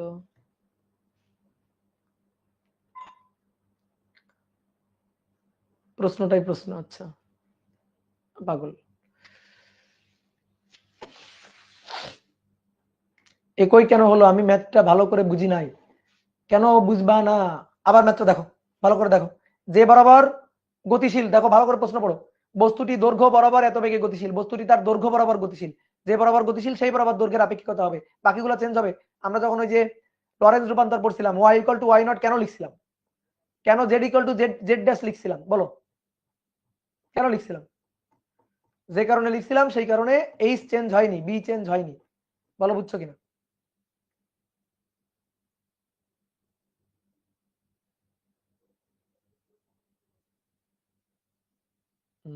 গুড।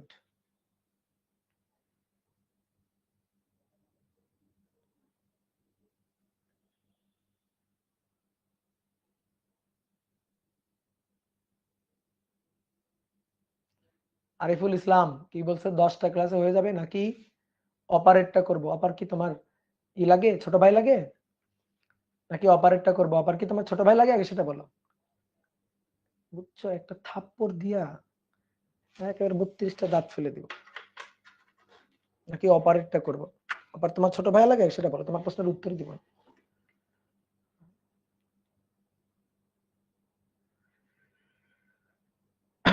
ওকে,